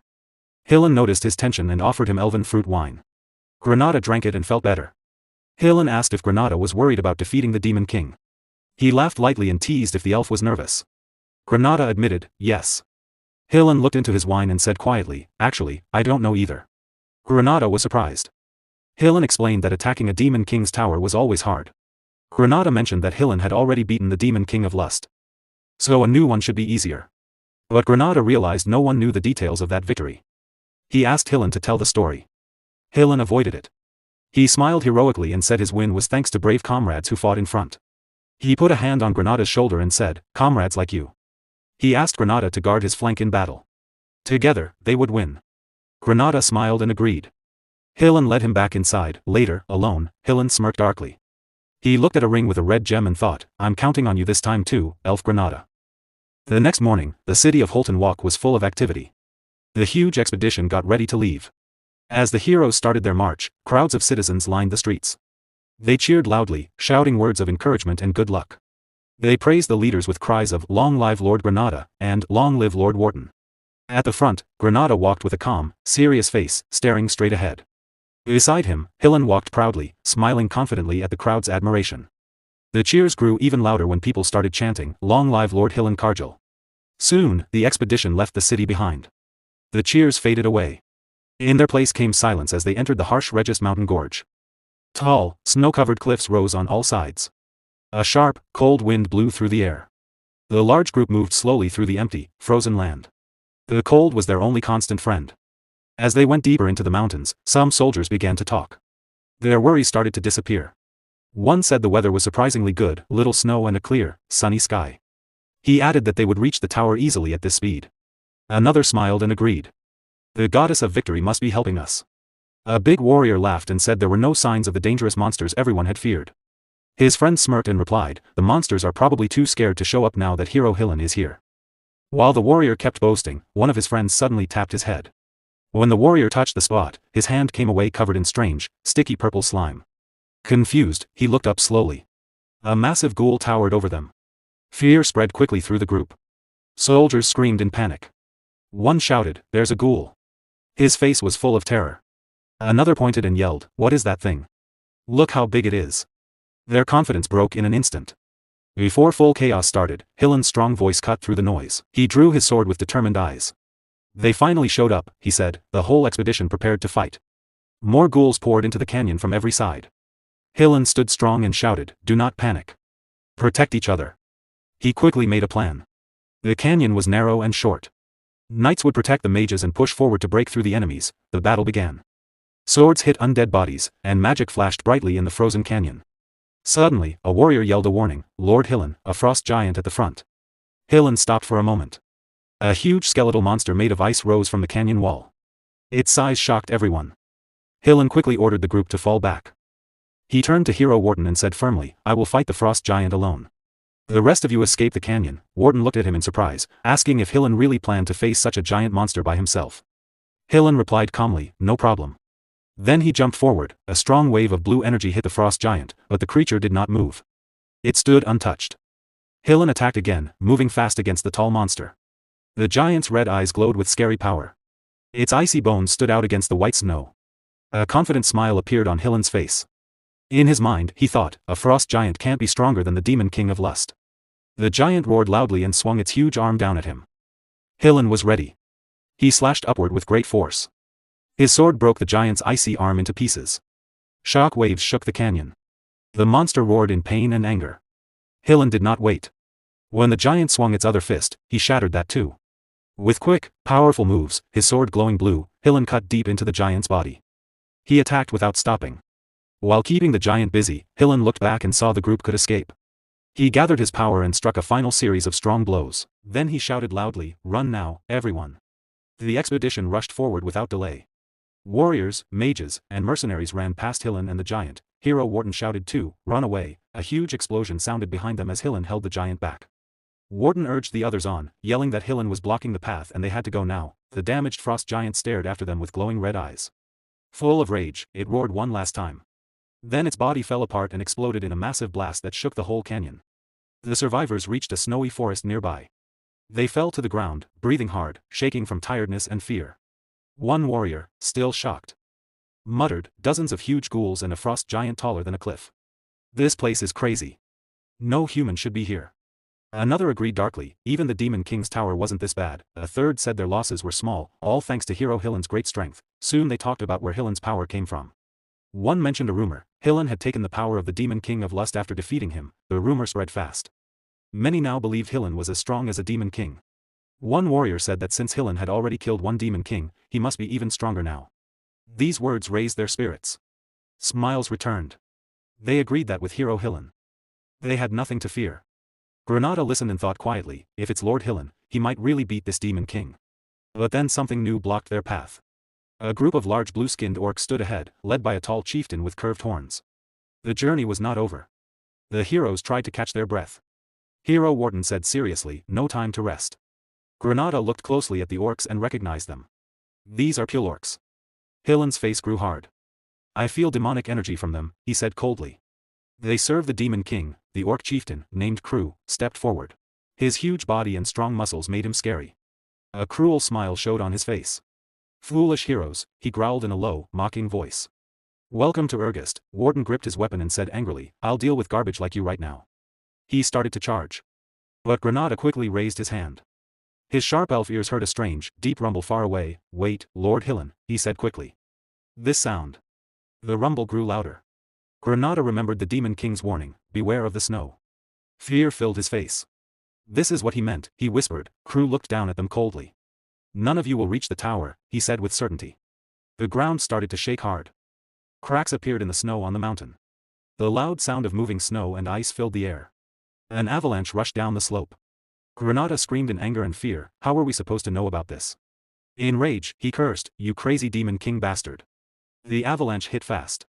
Tons of snow and ice buried the whole expedition in seconds. It swallowed warriors, mages, and heroes. As the snow carried him away, Granada's face showed pure terror. With his last strength, he yelled, "Everyone run."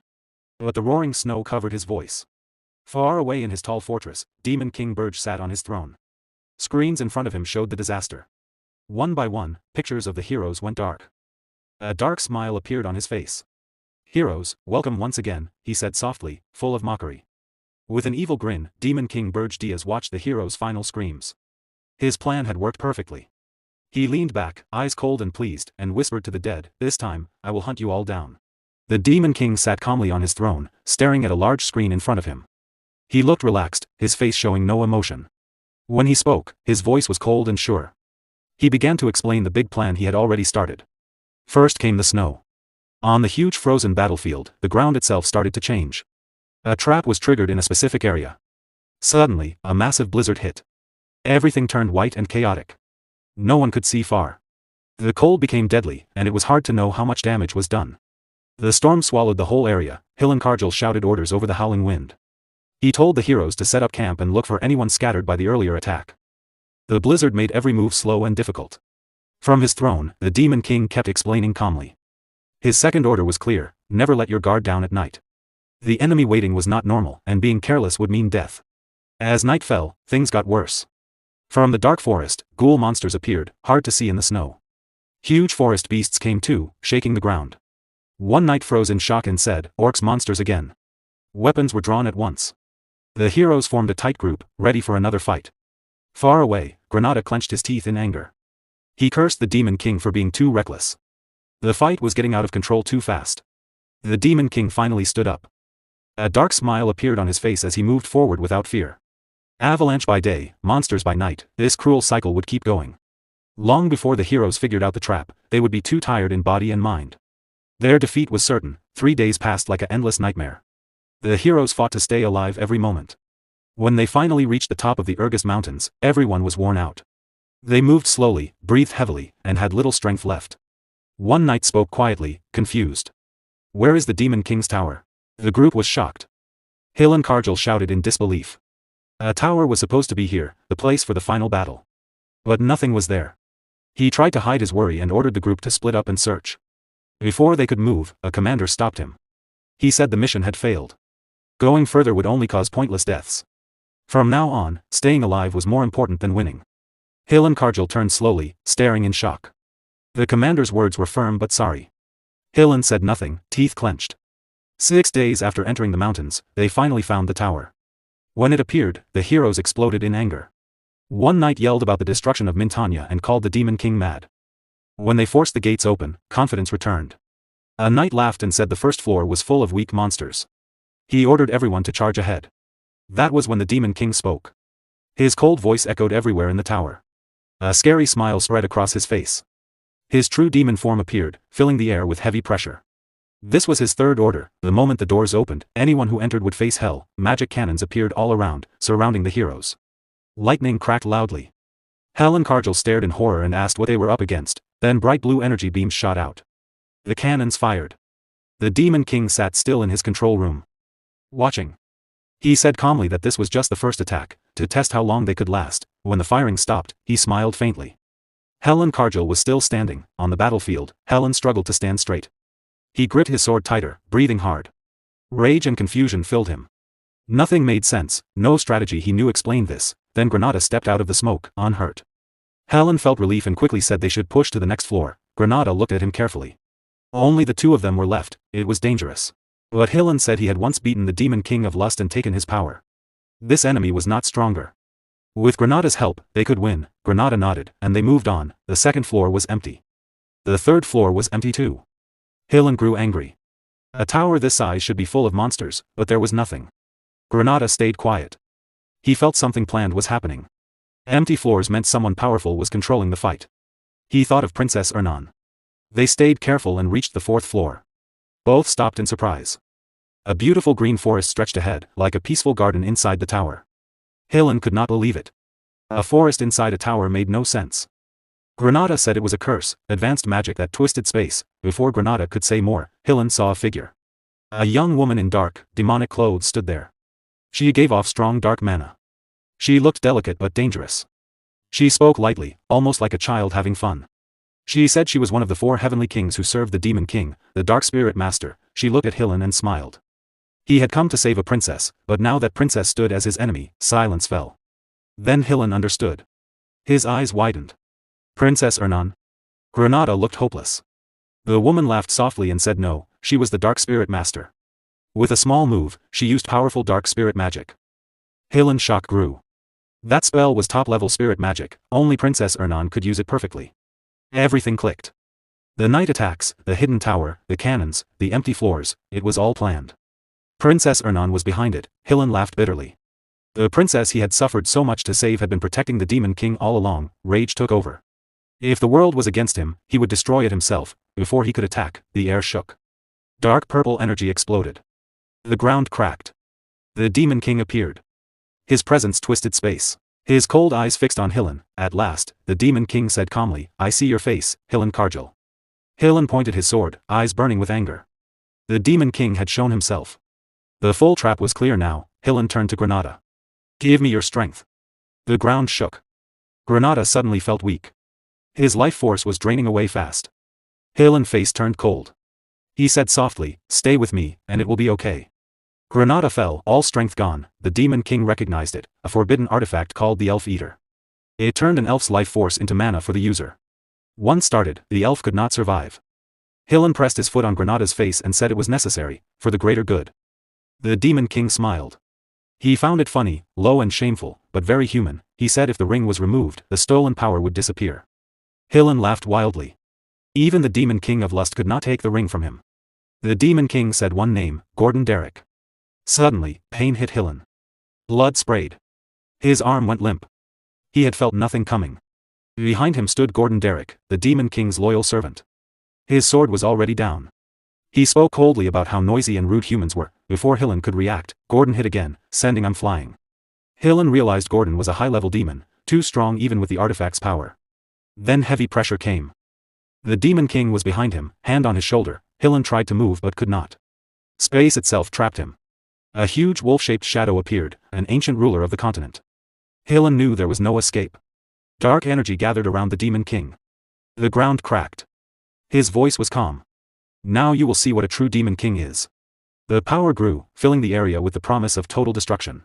After the Demon King's devastating blow, Hillen Kargil lay motionless on the ground, half dead but still breathing.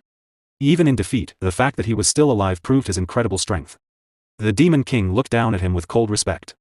To survive such a powerful attack was impressive, and the Demon King openly admitted that Hillen's power deserved acknowledgement. However, mercy was not in his nature. Without hesitation, he ordered Gordon Ramsay to tie Hillen's hands and throw him into prison.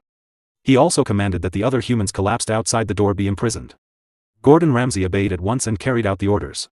Granada was in much worse shape. His body had withered until he looked like a white skeleton.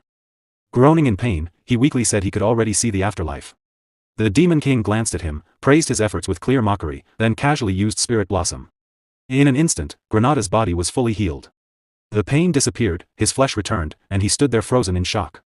A moment later, the Demon King used Spirit Blossom on the princess as well. Watching this, Granada wondered if he had been healed the same way. Before he could think more, the dwarf suddenly shouted with excitement.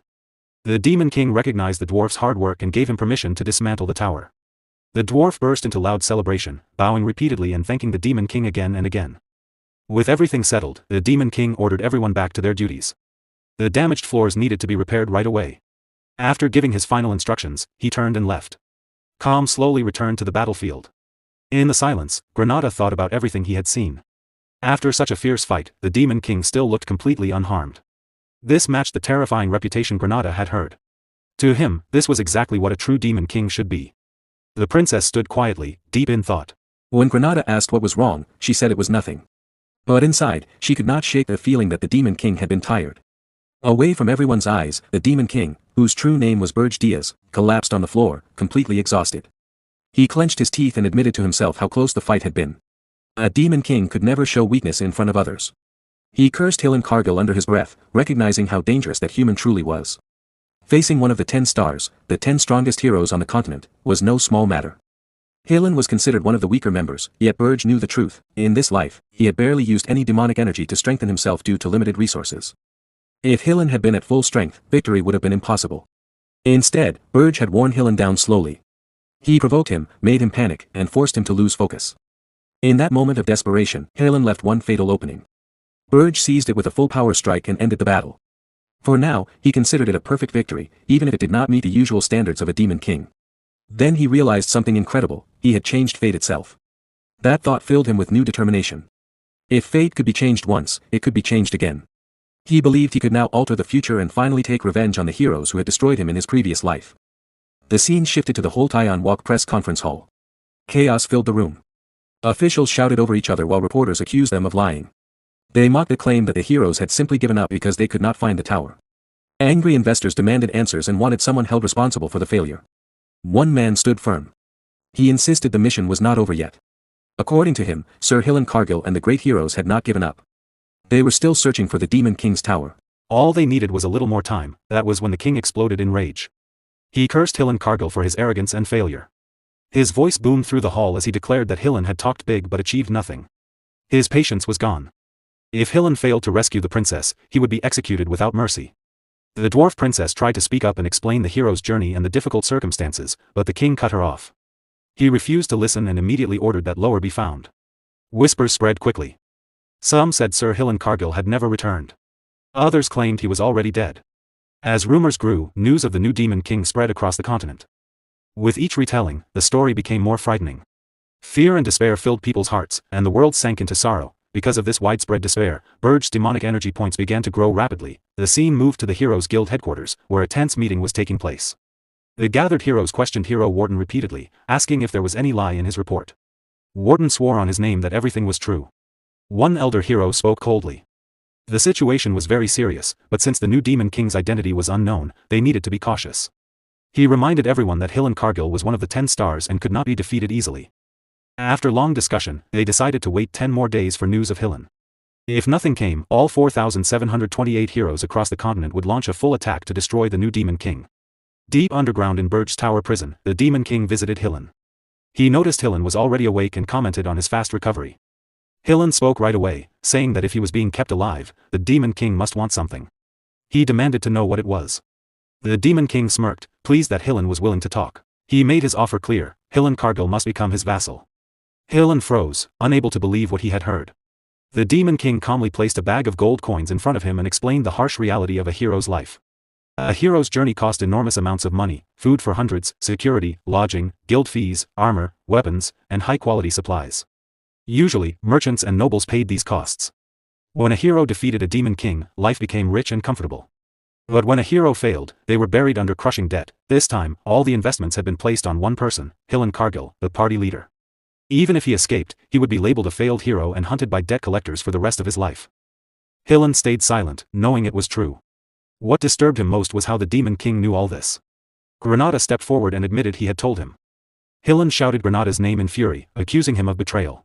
Granada shouted back, calling Hilan a scammer and reminding him of everything he had suffered. He declared he had been on the Demon King's side from the start. The Demon King explained the real reason for Hilan's defeat: there had never been a Demon King like him before.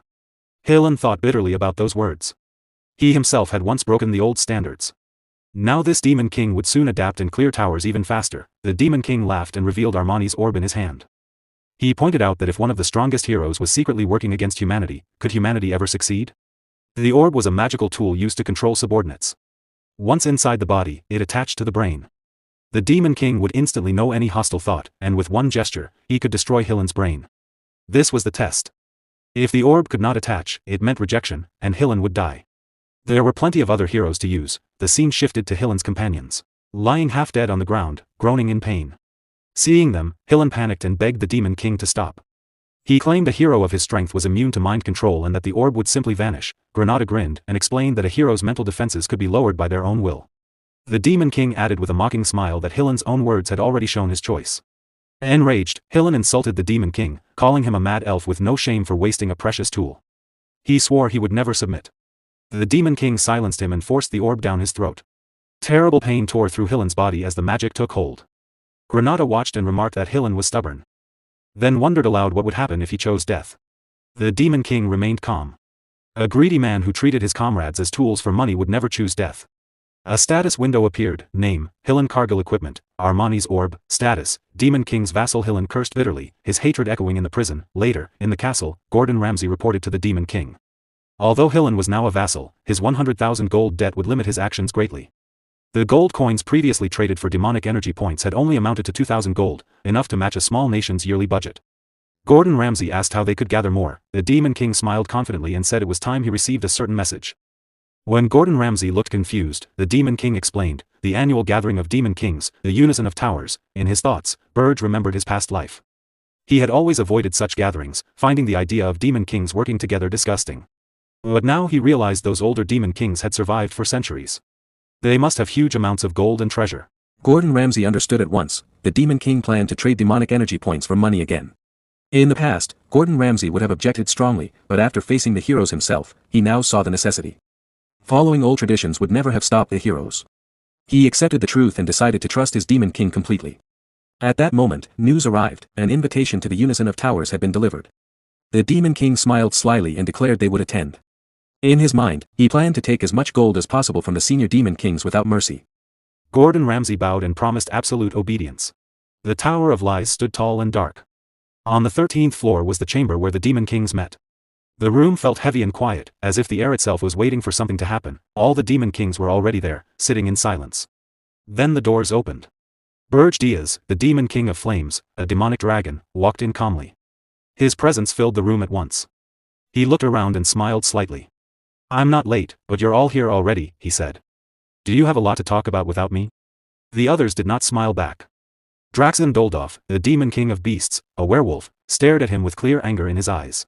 Next, Reyna Soldian, the Demon King of Winters, a frost demon, spoke in a cold voice. So, you're the one everyone is talking about. Yugur Belva, the Demon King of Indestructibility, a titan, scoffed. Here comes the arrogant newcomer who insults our ways.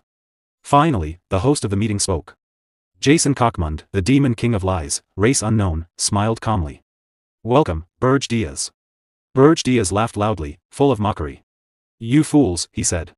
You made an alliance. Aren't you ashamed to call yourselves Demon Kings? Inside his mind, though, he thought differently. Of course I understand why you did it. It makes sense for the situation in Arian. Yugur Belva's face turned red with rage. You're the fool. He shouted. Who are you to interfere, newcomer? What do you even know about Arian? Berge stayed calm on the outside. In his thoughts he noted, a simple provocation shows what someone is really thinking. Then he looked straight at Yugur and said coolly, you call me a fool? I'm the only elite one here. Yugur roared, if you want to die, I'll grant your wish right now. Both released their power at the same moment. Terrifying energy crashed through the room. Suddenly, Jason Cockmund stepped between them and clapped his hands once. The killing intent from both Demon Kings vanished instantly. Yugur and Berge kept glaring, but the fight stopped. Jason spoke calmly. Yugur. Berge. We are here to talk about cooperation. Please do not waste time. Berge felt uneasy inside. That wasn't magic. How did he do it? Is it his power? Or the power of this tower? The Demon Kings moved to their seats. Jason said, thank you for understanding. Now, let us begin. Speak freely. Berge answered with quiet disdain, so this meeting is nothing special. Draxen Doldorf spoke next, his voice low and threatening. If no one else will start, I will. Where is Hillen Cargill, Berge? He released his energy toward Berge as he asked. Berge stayed silent for a moment. Then began, Hillen Cargill was, the scene changed. Deep inside the Tower of Lies, in a reception room, aides of the Demon King of Beasts and aides of the Demon King of Lies stood facing Gordon. Their eyes were cold. One asked bluntly, what happened to Hillen Cargill? Is he already dead? Gordon stiffened and quickly shook his head. I don't know anything, he said. I never reached the upper floors. Maybe he's still near Mount Ergust. He bowed low. Please don't ask me more. A beast man scoffed. That doesn't make sense. If he was near the mountain, he would have seen the tower. Gordon answered quietly, this isn't our tower to begin with. Another beast man muttered, maybe the rumors about that Demon King are true. Gordon felt a chill. He remembered Berge Diaz's orders: if anyone asks about Hill and Cargill, say you know nothing. Keep everything secret, but something felt wrong to Gordon. Unease grew inside him. Suddenly he burst out, the Demon King I serve is a rebel and a fool. He never listens to anyone. If he's left alone for even a moment, he does the most ridiculous things. If it's going to be like this, just do everything without him. When he finished, strange relief washed over him. He felt lighter. The beast men looked at each other and nodded. We know exactly how you feel, one said. Then they all began complaining about their own demon kings, sharing the same frustrations. The scene returned to the 13th floor. Yuger stared at Berge in disbelief. You seriously expect us to accept this? Berge answered calmly, yes. Yuger exploded. Hill and Cargill hasn't even arrived. You didn't build the tower on the mountain. It's only 82% complete. Who do you think you're fooling? Berge replied casually, I can build my tower wherever I want. Jason spoke next. The situation hasn't changed. Warriors are still coming for the tower. Why did you leave your own tower and come here? With a mocking smile, he added, a demon king who lost his tower. Didn't we all learn better at the Demon King Academy? You were supposed to be the greatest leader. Berge brushed it off. There's nothing to worry about. I will protect my tower myself. Inside, he thought, something about the Demon King of Lies has bothered me for a while. When Jason tried to keep mocking, Berge cut him off sharply. Draxon, annoyed, asked, do you really think Archduke Arcane will just ignore this? Berge shrugged. I don't care what that old man says. Draxon thought to himself, he's as stubborn as ever. Berge turned the question back. Is something bothering you? Draxon brushed it off. No. Let's move on. Inside, Berge thought, even if I caught something suspicious, I couldn't prove it. For now, it's enough. Better to avoid trouble. Our real goal is to collect 100,000 gold. Everything else comes second. As the meeting went on, Berge spoke more than expected. He watched carefully and noticed a clear hierarchy among demon kings. Jason Kochman sat at the very top. He also noticed which demon kings seemed desperate for magic points. Suddenly, Reyna Soldian gave him a cold, sharp look. Berge was confused by the hostility. Later, on the balcony of the 13th floor, Reyna stood alone, looking outside. Berge approached. What's wrong? She answered calmly, nothing secret. After hearing the rumors, I wanted to speak with you privately. Berge was surprised. With me? She nodded. I agree with some of your opinions. He was shocked. In his past life, he could not remember her ever saying anything like that. She quickly added, don't misunderstand. I don't hate the standards like you do. I believe in traditional values. But sometimes we need flexibility, especially in Aryan. That's why I wanted to talk. At least I can communicate with you. Unlike the others. Berge shared his honest thoughts. She replied, your view isn't bad. You're better than I expected.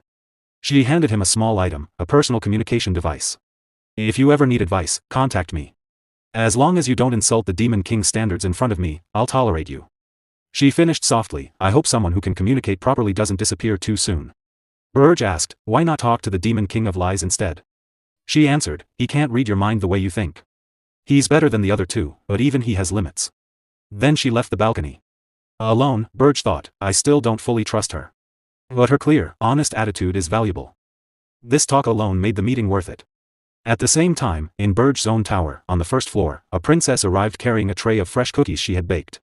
Her eyes were bright and happy. She offered them to Lozier Friedrich. Please try one. Lozier stared in surprise. Snacks inside a Demon King's tower? The princess smiled. The Demon King bought the ingredients himself. I baked them with help from spirits. Lozier praised her skill with spirits. The atmosphere felt warm and comfortable. She urged him again to taste one. He thought to himself, a princess who never had to work, she probably can't cook well. But I'll praise it anyway. He took a bite. The flavor was incredible. His mana surged wildly. He had never tasted anything so good. It felt like heaven. The princess watched nervously. I added spirit blossoms to the dough. How is it? Lozier could not stop eating, completely stunned, she smiled warmly. This is a gift to build friendship for the future. Playfully, she added, after watching your face, I'm sure the Demon King would like them too. Lozier agreed, excited. The moment felt gentle and sweet. The scene returned to the Tower of Lies. Berge came back from the balcony and found the meeting room empty. They're all gone, he said. Jason nodded. The meeting has ended. Berge remarked, it was short. Jason noticed his expression and offered tea. Do you regret anything? No, Berge said quickly. Jason smiled calmly. You need something as a human, Berge. You need money, desperately. Berge froze, shocked. How does he know that? Where did the information leak from? Jason smiled and said, pretending you don't know won't work. Draxen Doldorf already told me. He waved his hand, opened his storage space, and cheerfully continued, let's stop these pointless mind games. Come on, let's make a deal. I'll trade demonic energy points for human money. Berge Diaz, the Demon King, stared at him coldly. What's your real goal? Jason laughed. What do you mean? I'm on your side, Berge. From now on, let's get along. The scene shifted to the first floor of Berge's tower. Berge Diaz stood in front of a huge pile of gold coins. He looked at the hero, Hillen Cargill, and said, take 100,000 gold from this. Make sure no one can trace where it came from. Hillen's eyes went wide. He stammered nervously, You really got the money?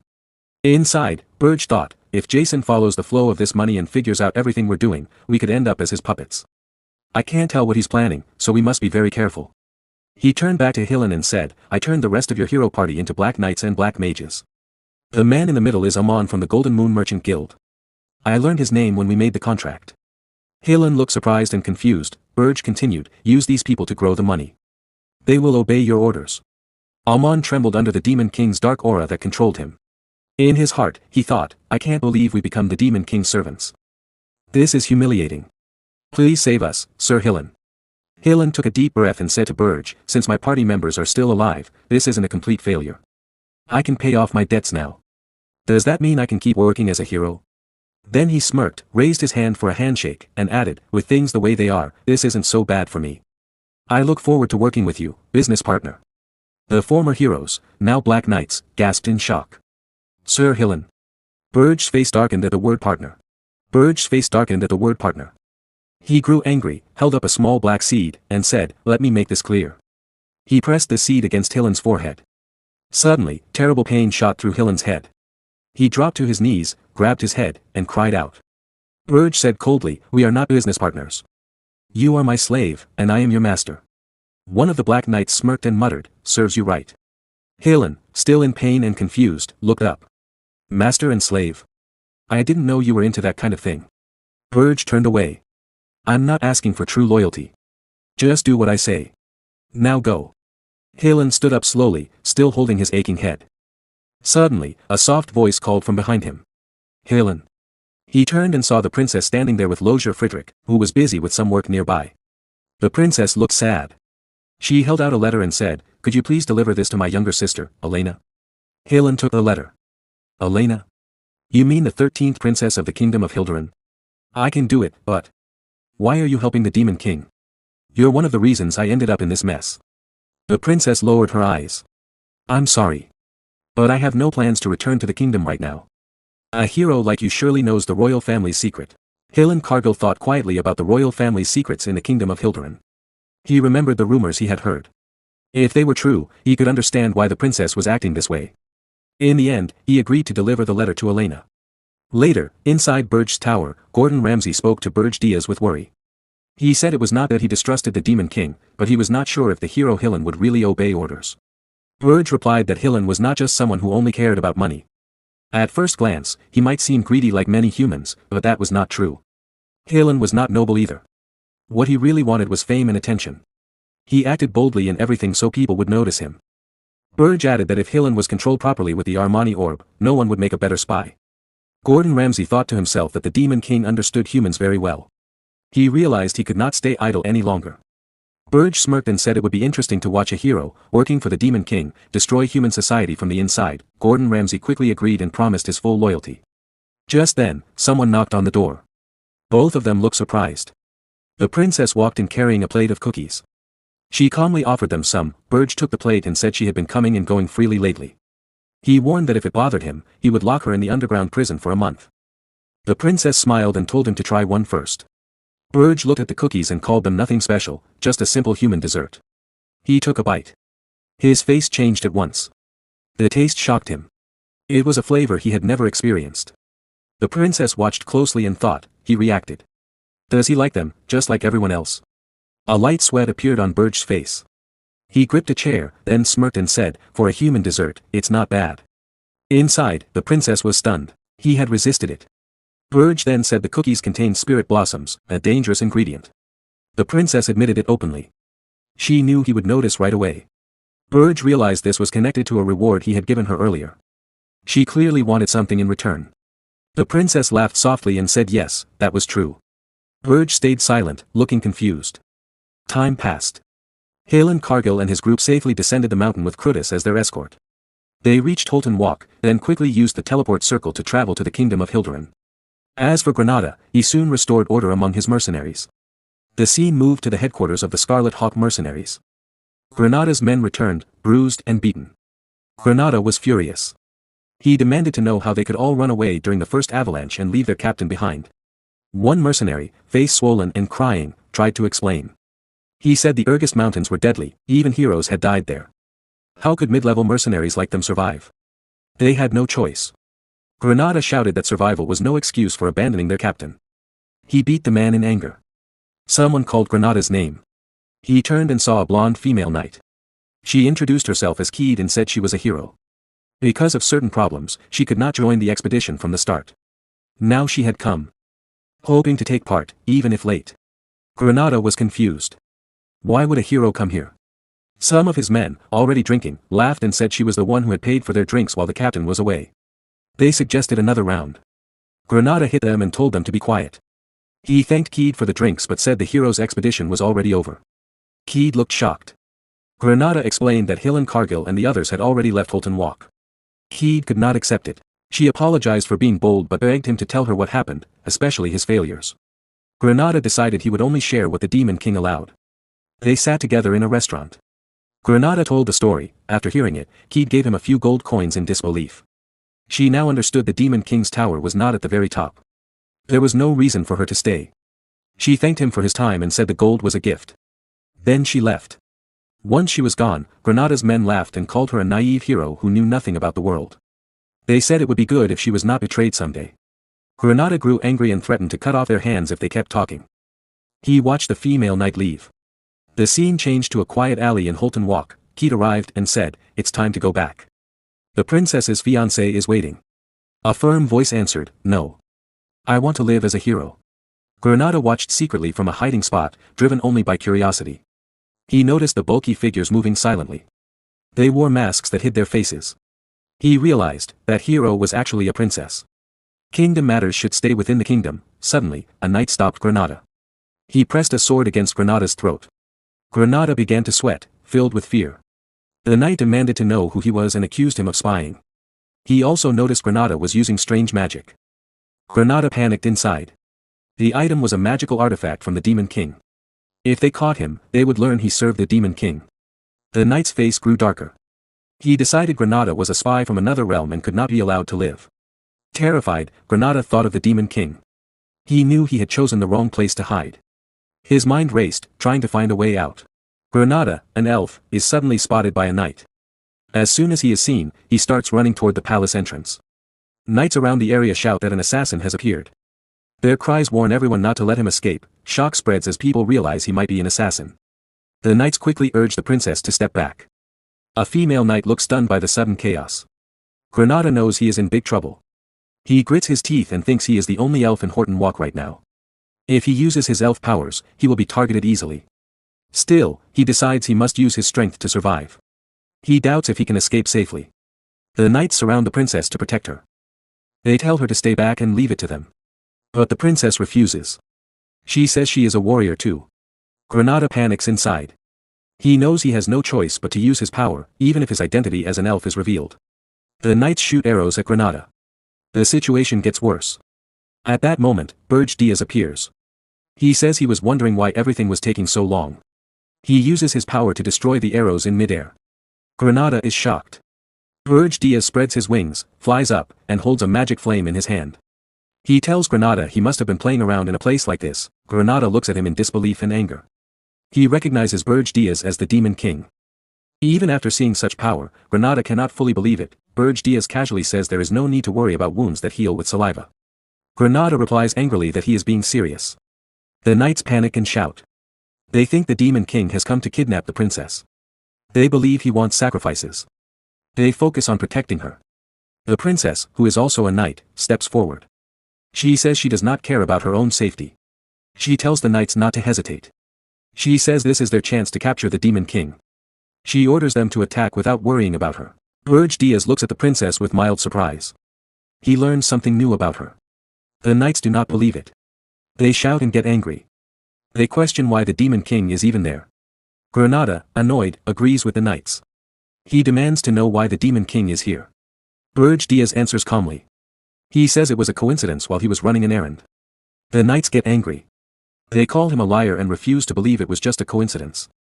The scene shifts to an earlier time. Berge Diaz is in a tower. He listens as the princess tells him what she wants. She asks for senile powder. Berge Diaz knows senile powder is used for spirit contracts.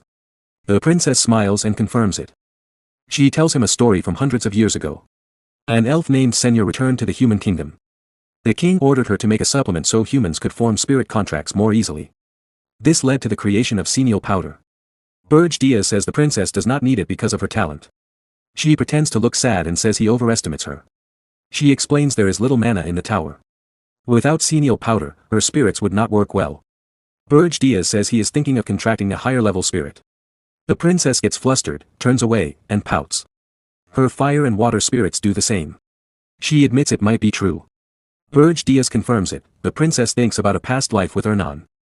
He contracted a high-level spirit at age 27, and it caused chaos across the continent. Few humans ever did that. Now, a contract is happening 7 years earlier. She wanted it to be a surprise, but Berge Diaz already knew. She reflects on leaving the palace and living in the tower for months. She wonders if it changed things. In the end, she decides it does not matter if the tower's power grows. Berge Diaz takes a cookie, says he ate well, and says goodbye. The scene returns to the present. Berge Diaz creates a powerful mana flame in his hand. He says he has his own reasons and wants to finish quickly.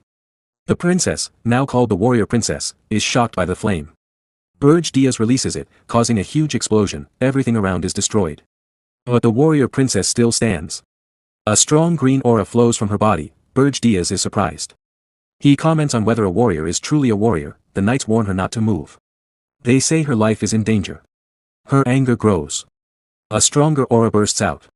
She charges at Berge Diaz with her sword. She shouts that a warrior's aura can destroy demons. She says warriors are the natural enemies of the Demon King. She refuses to stay in a suffocating palace. She says her place is on the battlefield. She uses Jespine's top sword technique Crescent Slash. The swing causes a massive explosion. She grits her teeth and focuses. Crescent Slash is the hardest technique.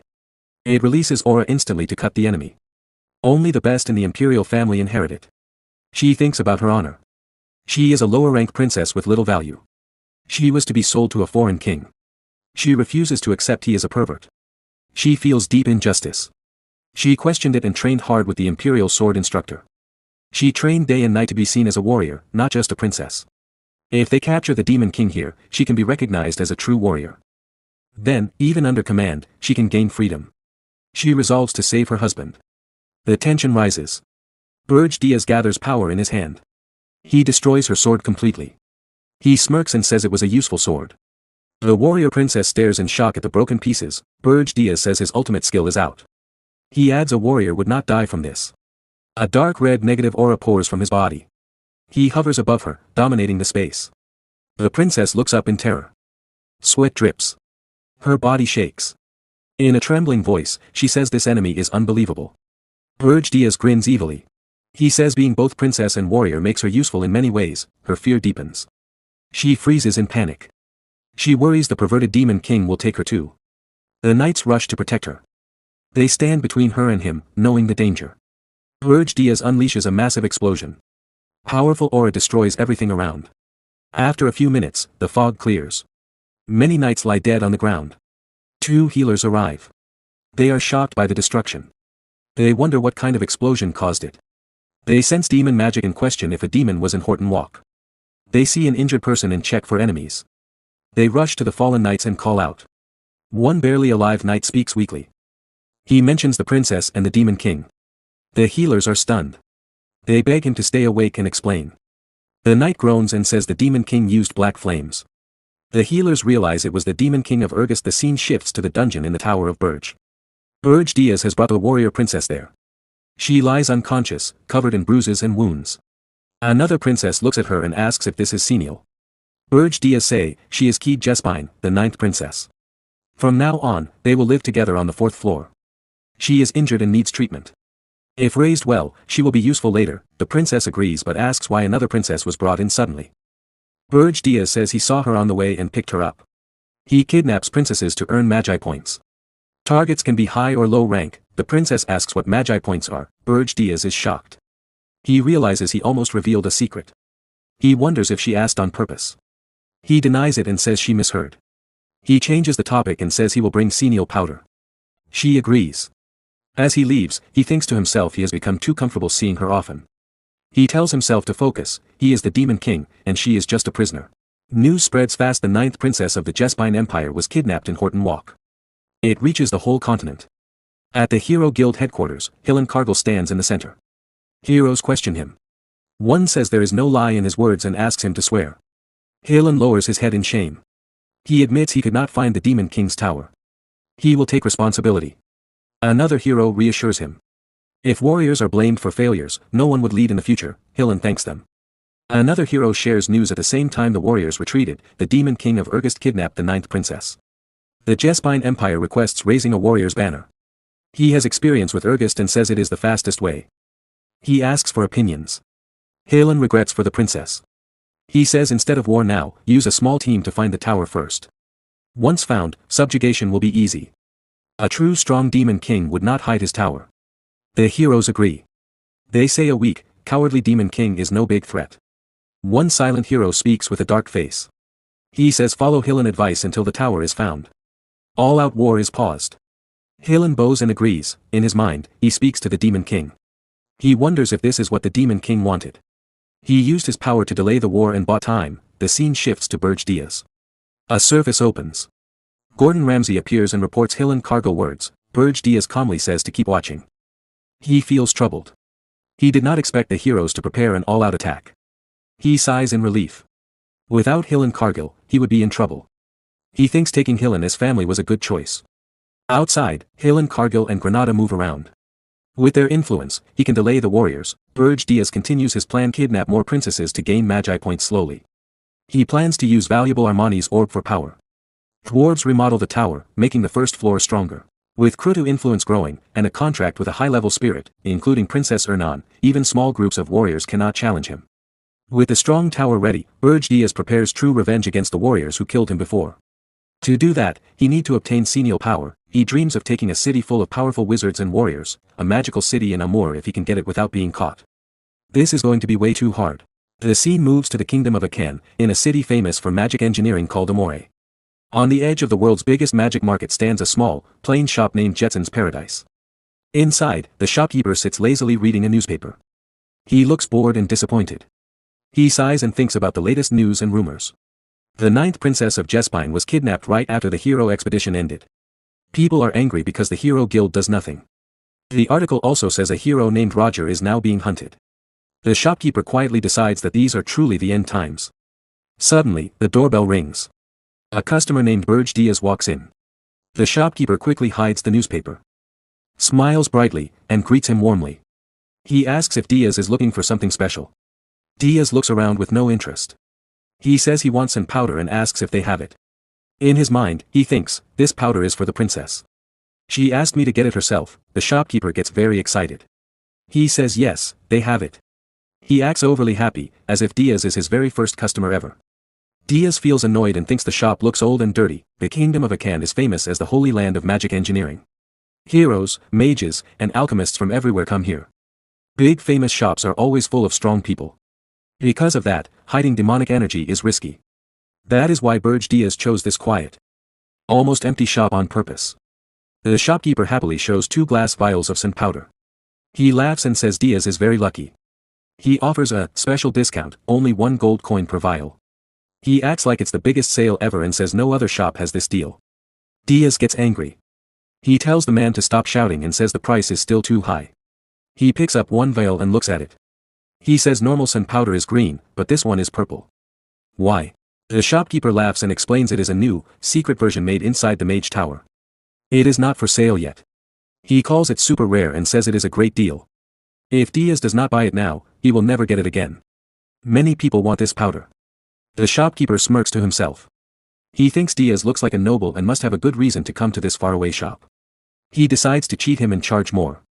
Diaz understands the trick. He gets very angry and thinks about killing the seller. But then the doorbell rings again. The shopkeeper turns away happily to greet the new customers. One of them whispers that they cannot believe they have to start in such a bad place. Diaz looks at the door and freezes. He recognizes them. It is Princess Louise and her knights.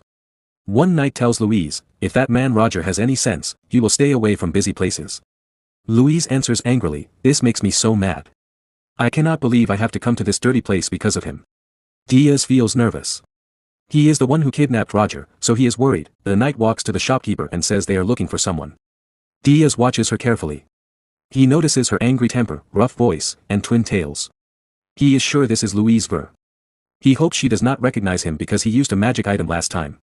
The shopkeeper laughs and says he understands. But his memory only works if he sells something. The knight looks shocked. Louise gets furious, insults him, and puts her sword to his neck. She shouts that he dares to try cheating her and does not understand how serious this is. The shopkeeper turns pale and screams in fear. He says murder is forbidden in the capital. He begs them not to kill him. In panic, he says if they threaten him, at least by something. Louise gets even angrier and calls him crazy. But the shopkeeper, still scared, smiles weakly and makes a bold offer, "Buy something, and I will accept any punishment after." Louise laughs in surprise and says he is interesting.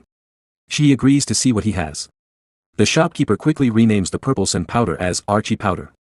He lies and says it is very useful for dwarf masters. He asks for 3 gold coins. Diaz gets furious inside. He thinks, first he tried to cheat me, now he cheats them too. But Louise looks happy. She buys the fake powder, thanks him, and even gives him blessings. Then she asks if a dwarf named Roger came to the shop. The shopkeeper says no, he never heard of Roger. He suggests they check the place where blacksmiths usually meet in a can. Louise thinks it is a good answer. She tells her knight they can leave. As she walks out, she mutters that the seller is shameful. After they leave, Diaz sighs in relief. He tells the shopkeeper, "Not bad. You sold trash for 3 gold. You have real courage." The shopkeeper smiles, pockets the money, and says he is glad Diaz stayed quiet. He thought she was a rich young noble lady who would pay easily and not kill him for nothing. He smirks and says Diaz seems interested in business. For 10 gold, he can share a secret. Diaz thinks the man is a huge scammer, but he actually respects the skill a little. Diaz leans closer, smirks, and tells him to go to the Golden Moon Merchant Guild. If he says he was sent by the mountain, they will accept him. The shopkeeper looks confused. He says the guild is almost bankrupt. Why would someone smart go there? Diaz smiles and says, "The customer you just cheated was Louise Ver." The shopkeeper's hands shake. The vials fall and break. He freezes in terror and whispers, "The villainous princess. The mad dog. Louise Ver." He begs to know what Diaz wants. Diaz calmly puts 1 gold coin on the table. He repeats, "Join the Golden Moon Guild. The salary is 1 gold per month." If he refuses, Diaz will bring Louise back. The shopkeeper panics and begs for his life. Then he suddenly changes, he shouts and says he will not beg. He tells Diaz to get out and even dares him to bring her back. Diaz says nothing. He turns and leaves, saying quietly, "As you wish." Outside, Diaz goes straight to Louise's and tells her everything. Louise's gets furious and storms back to the shop. Diaz watches and smirks, the shopkeeper screams in panic. In the end, he breaks completely and gives real sand powder for only 1 gold coin. Later, outside, Diaz looks at the real powder and thinks even slum shops sell normal sand powder. He curses the seller again for being such a cheat. Louise sees Diaz and thanks him. She says she got her money back because of him. Diaz asks what she did to the shopkeeper. Louise grits her teeth and says sadly, because this is a foreign country, she could only give him a small lesson. She adds angrily that she should have ripped his heart out. One knight tries to calm her and says no one expected the little princess to get this angry. Diaz feels uneasy and thinks she is still strange. He quickly changes the topic and asks if Roger is a blacksmith. Louise gets excited and says yes. She asks if Diaz knows him or where he is. Diaz takes out a necklace and shows it.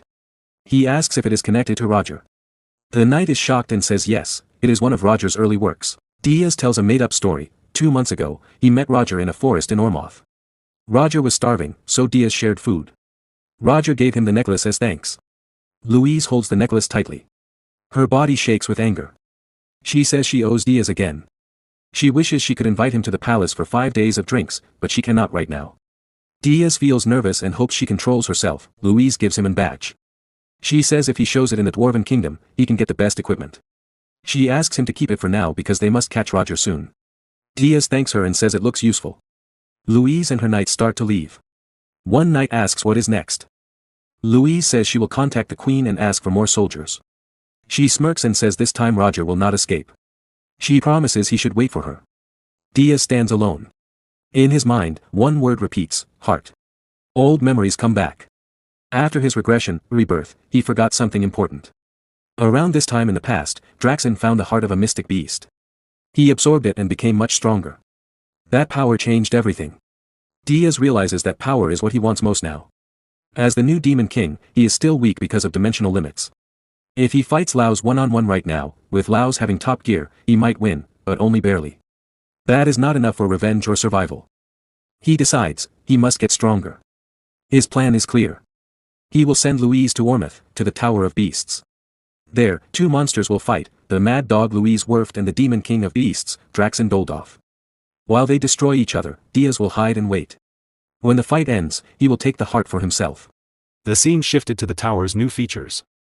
After Lozier Friedrich fused with Mana's Phantom, the ghostly machine upgraded the tower.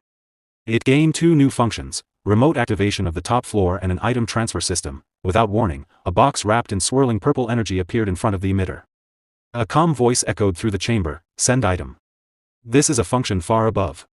On the highest balcony of the residence, Demon King Berge Diaz was talking to Gordon on a telephone-like call. He sensed a disturbance and muttered under his breath, Gordon, something has happened. I'll leave the tower to you for now. He opened his status window and gave a command to his subordinate. Gordon replied, yes, Demon King. Leave it to me. Berge said, deliver this senile powder to Princess Ernan. Using the new transfer feature, he sent a top-grade senile powder. It was a fine powder potion full of high spirit energy, a key material for forming a strong spirit contract. This will greatly help the princess, he added with quiet confidence. Princess Ernan's eyes sparkled as she examined the potion. She could barely contain her excitement. Wow, this is top-tier quality. Did you get it from the Kingdom of Aachen? She asked. Gordon nodded firmly. The Demon King himself secured it. Use it carefully, he advised. Meanwhile, Berge reminded Gordon about the fourth-floor prison. There, a blonde-haired girl, Princess Keed, sat calmly on the cold stone floor. She looked strangely peaceful despite being locked up. Teach her swordsmanship so she can fight at full strength, Berge ordered. I'll test her when I return. In another place, during a fierce training match, Keed faced Gordon. Their swords clashed with great force. Energies exploded as they met. Gordon blocked her strike and glared at her coldly. At least land one hit, he said. Then you can speak to me. Berge also told Gordon about the first floor of the tower, where the new item had appeared. Set up the Hell Force on the first floor. Tell Lozier to reinforce it even more. The dwarves were filled with excitement. One rushed to the massive blast furnace, his eyes shining like a child who found treasure. What is this? I've never seen a furnace like this before. How does it even work? He shouted, inspecting every detail. Behind him, Gordon watched silently. The dwarf ran his hand along the glowing surface in awe. That color, it almost feels alive. This is all thanks to the Demon King's grace. His mouth hung open in disbelief. This is incredible. I'll forge equipment worthy of the Demon King himself. Elsewhere, Berge asked Gordon, how are the Pearl Orcs doing? Gordon replied. We've unified 3 tribes so far, and our numbers have doubled. They've grown strong enough to hunt most monsters in the Ergest Mountains. At that moment, a screen flickered on as Gordon gave his report. The Demon King nodded. Good. Guard the tower until I return. Yes, my lord, Gordon said solemnly. I will not disappoint you. The call ended. In one swift motion, the Demon King jumped and landed smoothly on top of a tall building. He thought to himself, so I can manage the tower directly without even going back, a very convenient function. Suddenly, another call came through, from Hillen Cargill. Berge's eyes widened slightly. Can I contact you now? Hillen asked cautiously. Berge's expression hardened. He stayed calm but alert. Speak. What's happening? At the same time, news arrived. The conquest of the summit of the Golden Moon had been completed. From now on, the Golden Moon Merchant Guild will be managed by Amon, the Black Knights, and the Black Mages. The Demon King listened carefully. That is important, he said, thinking deeply. On the other side of the call, Hillen Cargill spoke quickly. One of the 10 stars is giving us support, so the guild leader gave his position to my son. I also checked. One failure won't destroy the reputation of the 10 stars so easily. The Demon King gave his order. Good work. Report everything to Granada. Tell her we will send money through the Golden Moon Merchant Guild. She must buy every elf slave on the continent. Hillen Cargill's eyes opened wide in shock. Buy elf slaves? He whispered. Full of disbelief, the Demon King's face darkened. A low laugh came from him. There is a con man named Jettison. He will be useful. Let him do what he wants. Hillen Cargill blinked in surprise. So it really was a scam, he said quietly. Berge Diaz smirked as he remembered the man clearly. Meanwhile, the shopkeeper Jason put his hands over his mouth. He hid under the table, tears falling from his eyes. Berge Diaz continued talking to Hillen Cargill. He's a pathetic fool who once tried to trick Louise Worft. Then Berge smirked, looked straight at Jatoso and said, I already know all his personal information. If he doesn't show up in 1 month, I will send an assassin to erase him. Hearing those words, the shop owner shook with fear. More tears fell from his eyes. The Demon King stood in front of Jettison, the shop owner, and glared down at him coldly. I know everything about you, he said in a dangerous voice. You think I am nothing? I am the great Demon King. Jettison trembled and cried out in fear. Soon after, his shop was destroyed and turned into ruins. At the Holton Walk shared training grounds, the sound of swords clashing filled the air. Granada subordinate whispered to each other. A man from the Association Connect Granada watched through a screen and gave a strong order. Granada stared in disbelief. Really? You want to buy all of my people? Granada replied, I'll follow the command. I will gather the members quickly. In his heart, Granada felt torn. Saving his people was good, but pulling them into the Demon King's plans would not be easy. His teeth clenched. Did you give this mission only for your own benefit, Demon King? He wondered with anger. Captain, one of his old companions asked while swinging a sword, why are you practicing elf swordsmanship? The captain answered with irritation. I don't know. That old man told me to. He lived 100 years longer than me. A younger soldier stared in shock. The youngest subordinate looked at Granada and asked a voice, Captain, the captain has lost his mind, how about we run for it, Vice Captain? Vice Captain nervously stared but didn't speak. Suddenly someone said lightly. Vice Captain was our captain originally, right? If you go, we'll follow you. Suddenly behind Granada all of his subordinate trying to run away. Granada's jaw tightened. Still thinking, he could feel the Berge Diaz fear. This is troublesome, he thought. As a slave all my life, maybe following the Demon King is better. Granada used his fingers to use magic to stop the vice captain and other subordinate. They looked at fear. Suddenly, confused roots burst from the ground and wrapped around the runaway vice captain, holding him in place. Stop! The vice captain shouted sharply. You are embarrassing me in front of my men. Pain and anger filled his voice. Others shouted too, but Granada ignored them. He focused only on the screen. Hillen Cargill looked up with worry. What's happening? It's nothing, Granada replied calmly. Then what he going to do, no? He asked. Hillen Cargill replied, who knows? What did he say again? I think he said he was going to look for treasure, Granada asked with confusion. Treasure? Deep in the Ormouth Rainforest Kingdom, the scene changed again. The dwarf princess Louise Worft pushed through thick jungle. Her armor brushed against vines as her companions followed. A dwarf ran up to her in a hurry. Ormouth officers sent an ultimatum. An anonymous source demands we leave immediately. She did not slow down. Her eyes burned with determination. I still haven't found him, she said firmly and kept walking into the dark forest. Cold sweat ran down her face. Her subordinate urged her again. Your Highness, we can only check areas allowed by the anonymous order. She clenched her teeth in anger. No. There are still places I haven't searched. Then her eyes locked onto Beast Mountain in the distance. She froze. No way. Even the Beast King's land was forbidden and very dangerous, Princess. A dwarf shouted desperately, but she stepped forward without stopping. It's fine. They can't touch me. Sweat soaked her armor, but excitement shone in her eyes. She laughed sharply. Dare to challenge me? We are the royal family. Our whole nation uses dwarven weapons. If they want war, we will give them war. Under her breath, she added, and I haven't forgotten the fallen princesses from 200 years ago. Her eyes became hard with resolve. The Demon King, once defeated in one battle, was rising again. I cannot rush blindly, she told herself. Beside her, the companion whispered nervously. But what if there were never any Lozier here? What if that man lied to us? Her glare became sharp. That's possible, she said coldly. But stay quiet, or I'll knock your head off first. She marched forward and looked toward the distant tower. Demon King, this is serious. Inside the tower, the wolf Demon King slowly lifted his head, a demon girl appeared and bowed. The dwarf princess is approaching Beast Mountain. His eyes widened. What? The wolf Demon King growled. Rage twisted his face. Why is that crazy princess here? Has she found out about the heart of the summoning beast and come to take it? No. Security should have been perfect. He clenched his fists. Pure mana energy sleeps beneath the magma in the volcano, a mysterious power I wouldn't trade for even 10,000 spirit blossoms. If I absorb that power, I'll hold the strongest force in my hands. The excavation is almost finished. Why now, of all times? Realization hit him like lightning. Stop her, he roared. Do not let that princess get close. Then he added sharply, but you must not kill her. Do not seriously injure anyone. The demon servant hesitated. That will be difficult, my lord. What do you mean? The wolf Demon King demanded. Back in the forest, the princess stopped suddenly. A tall, muscular figure blocked her path. His presence was heavy and threatening, his voice was calm but deadly. Are you insane? Do you want to die here? Why have you come? The princess narrowed her eyes.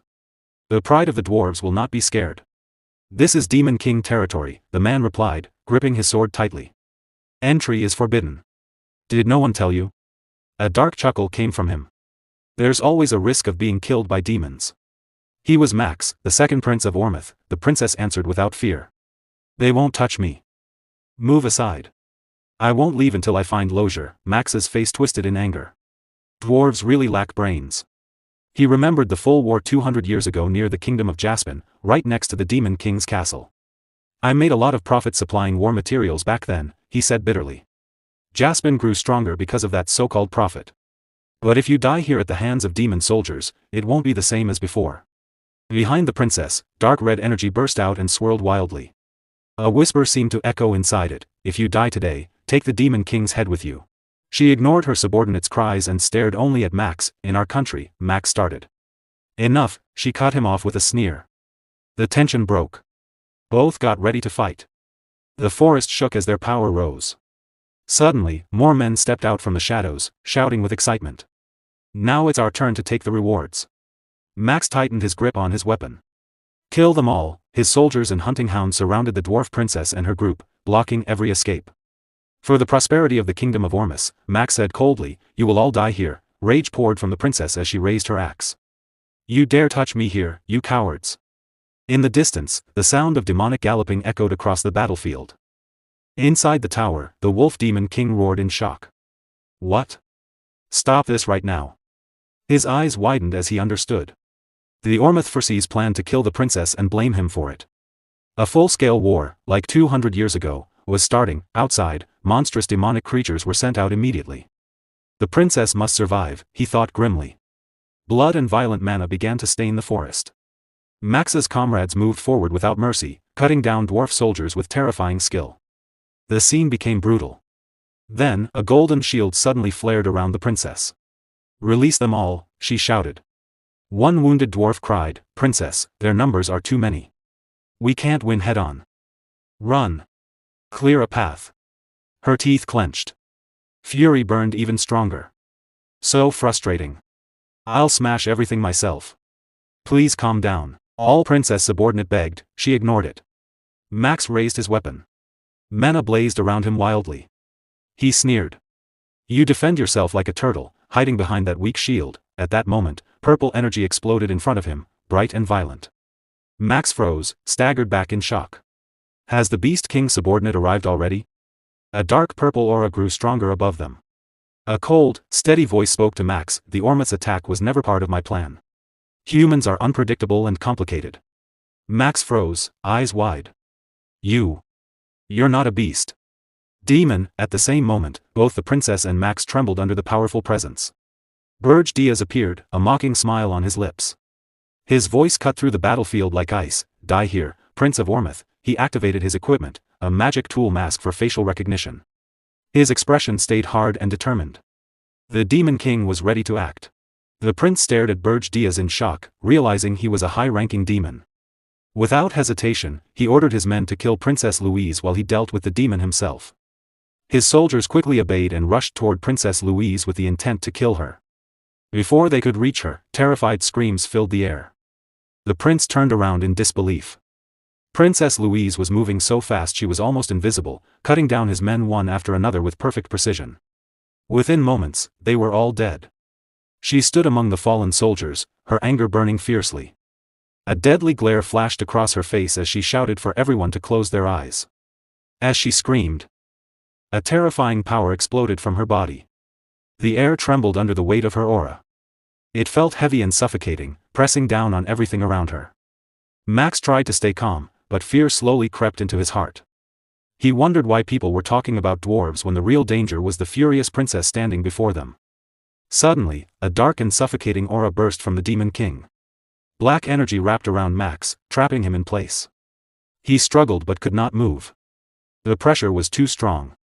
In the next second, Princess Louise appeared in front of him. With one swift strike, she cut him in half. Without stopping, she continued moving forward.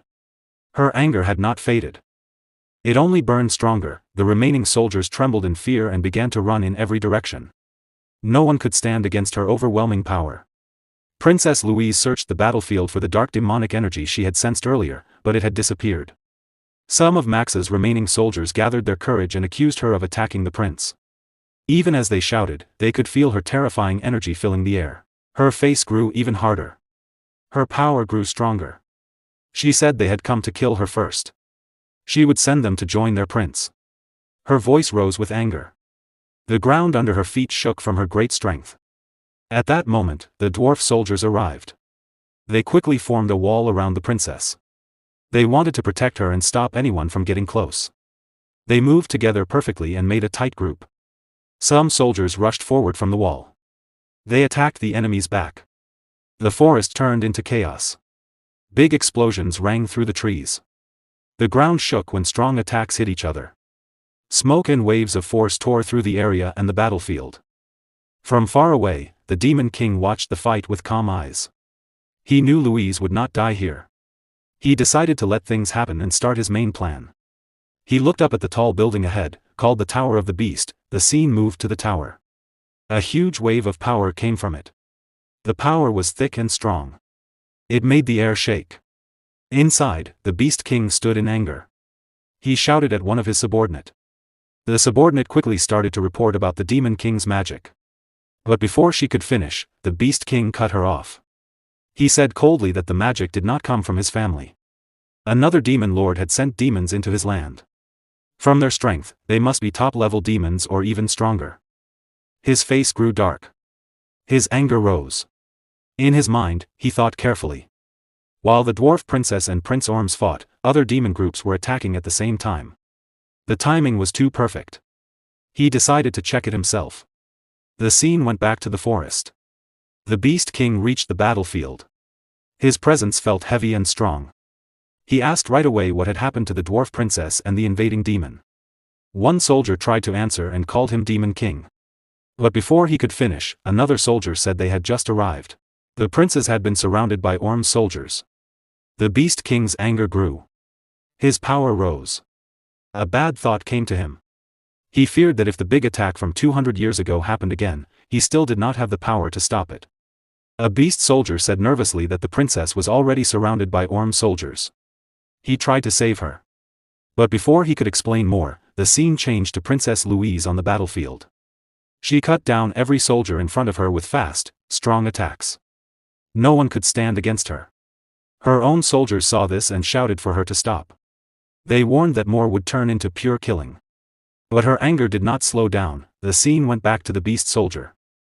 He lowered his head and finished his report. The princess had fixed the problem herself. They could not help her. He said sorry to the Beast King. The Beast King got angry and hit the soldier. He said the soldier was making things confusing. The soldier bowed right away and said sorry many times. He shook with fear. Soon more soldiers came with strong beasts. One said slowly that Prince Orms too had been killed by the dwarf princess. Another soldier asked what to do with the rest of the Orms warriors. He wanted the Beast King's order first. The Beast King stayed quiet. His face was dark as he thought. Killing the men would make it easy for others to blame him for the prince's death. It might give quick magic points, but taking and killing people had big risks. Even though Orms was a small country, a sad king made crazy by his son's death could cause big problems. After thinking about the risks, the Beast King gave a clear order. Send the living Orms warriors back alive. They must give true statements so no one could blame him wrongly. His voice was cold but tight with worry. Then he turned to his troops and asked if they had found the demon who came into his land. The soldiers paused. They did not know what to say under his strong presence. They said they were still looking. The Beast King grabbed his head in anger. He called them useless. Not only their heads, but even their noses were no good. His anger showed, but then his face turned to deep thought. He thought again. If it was a high-level demon good at hiding, it was no surprise his men could not find it. He narrowed his eyes. It had been a long time since he faced something like this. He used a skill called Super Sense Boost. This strong skill put magic into the senses to make them much better. With it, one could find even tiny bits of hiding magic. The Beast King focused hard. He sent his magic out like an invisible net across the forest. Soon he felt it. There were signs of a strange demon. His face grew dark. He thought this intruder might have chased the dwarf princess. He turned to his soldiers and asked which way she ran. One soldier pointed fast and said she went that way. The Beast King disappeared in a flash. He ran forward at high speed. His angry voice roared through the forest as he cursed the Demon King. Everything became clear in his mind. His eyes grew wide. He understood the truth. The fight between the dwarf princess and Prince Orms, even the magic shown, was all a plan to pull him away from the volcano. Anger burned through him like fire. His power flared as he ran fast toward the mountain. The ground cracked under his feet. The wind howled around him. The scene moved deep into the Beast King's land. Inside a big cave near the volcano, many beast warriors stood guard. Bear demons carried things in and out quickly and carefully. It felt like a secret plan in action. The view went deeper into the cave, to the heart of it. The Demon King had already reached the hidden spot. He stood in front of a huge pool of strange lava and looked at it closely. The hot flow glowed in an odd way. It sent out strong power. He thought to himself that this was no normal lava. The energy of return was moving through it. No matter how strong Draxen was, he could not have jumped in. He wondered if the lava was being taken out through building work, but he did not care. As he spoke, dark power rose around his body. Strange skills showed as his power grew. Flames spun around him but did not burn him. He said calmly that the black flame dragon scales could move even in lava.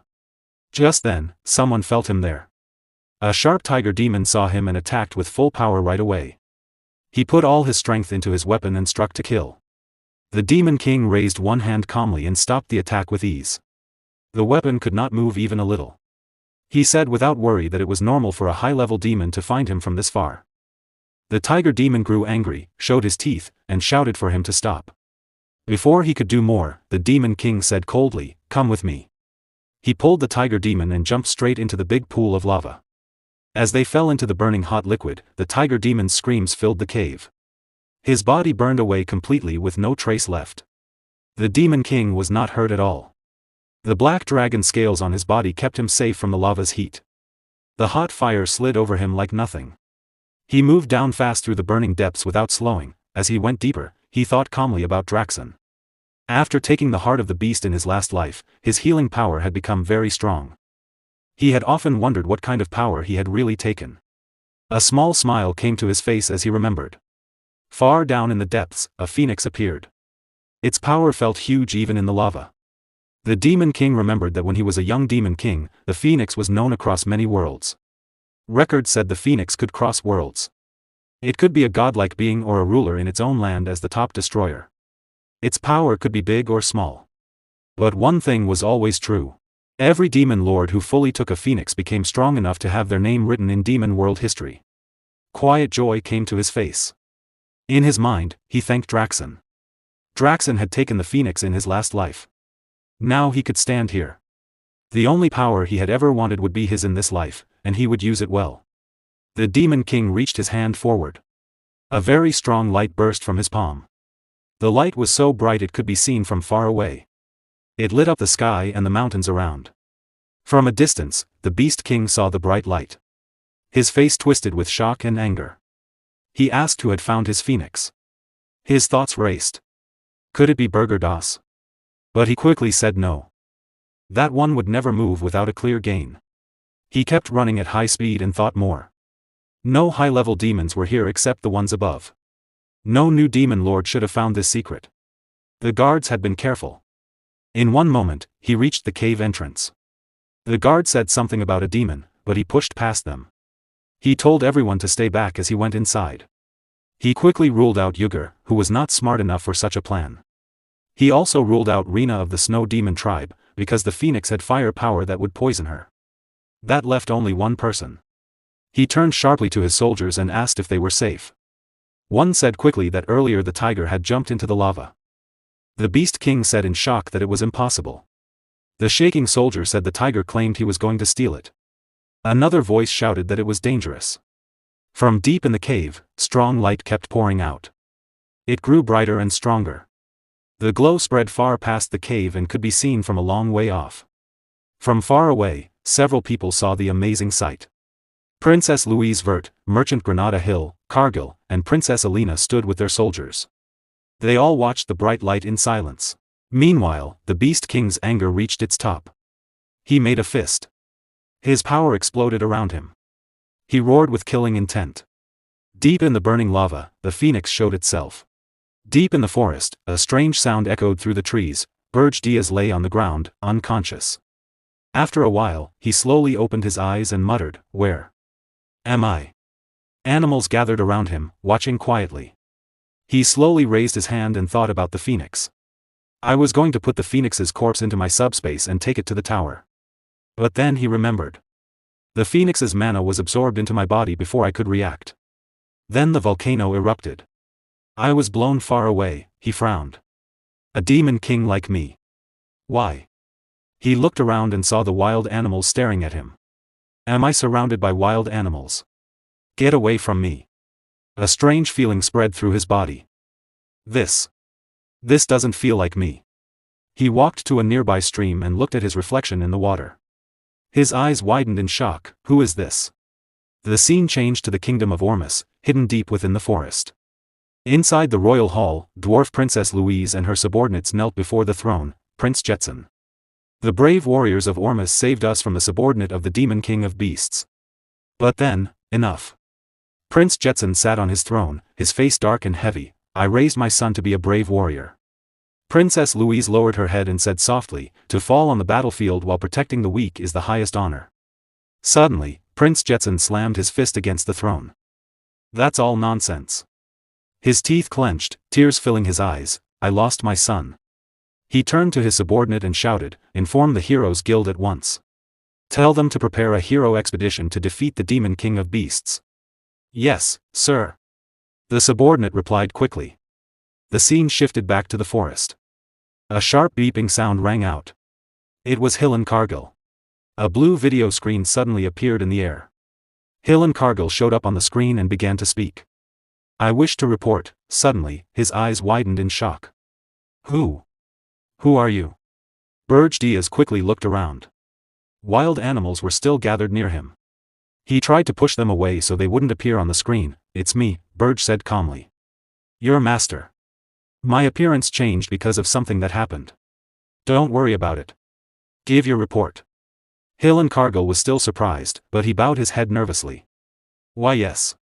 Currently, a hero expedition is being organized at the request of the King of Ormus. Berge thought, as I expected. Hillen continued. The commander of this expedition is Rosal Charnt. She is a 10-star mage, a top-tier battle mage who specializes in fire magic. The vice commander is Balraf Disroad, a 10-star hero. He reached the highest level through pure martial strength. Out of the 500 members in the expedition, 200 are heroes. Their goal is to kill the Demon King of Beasts. They plan to gather in Ormus and launch a direct attack on the Tower of Beasts. Berge stood up and opened his storage space.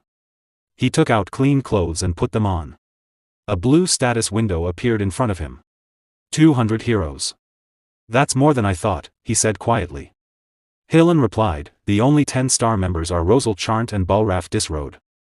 Berge frowned. Only 2 10-star heroes out of 200 people?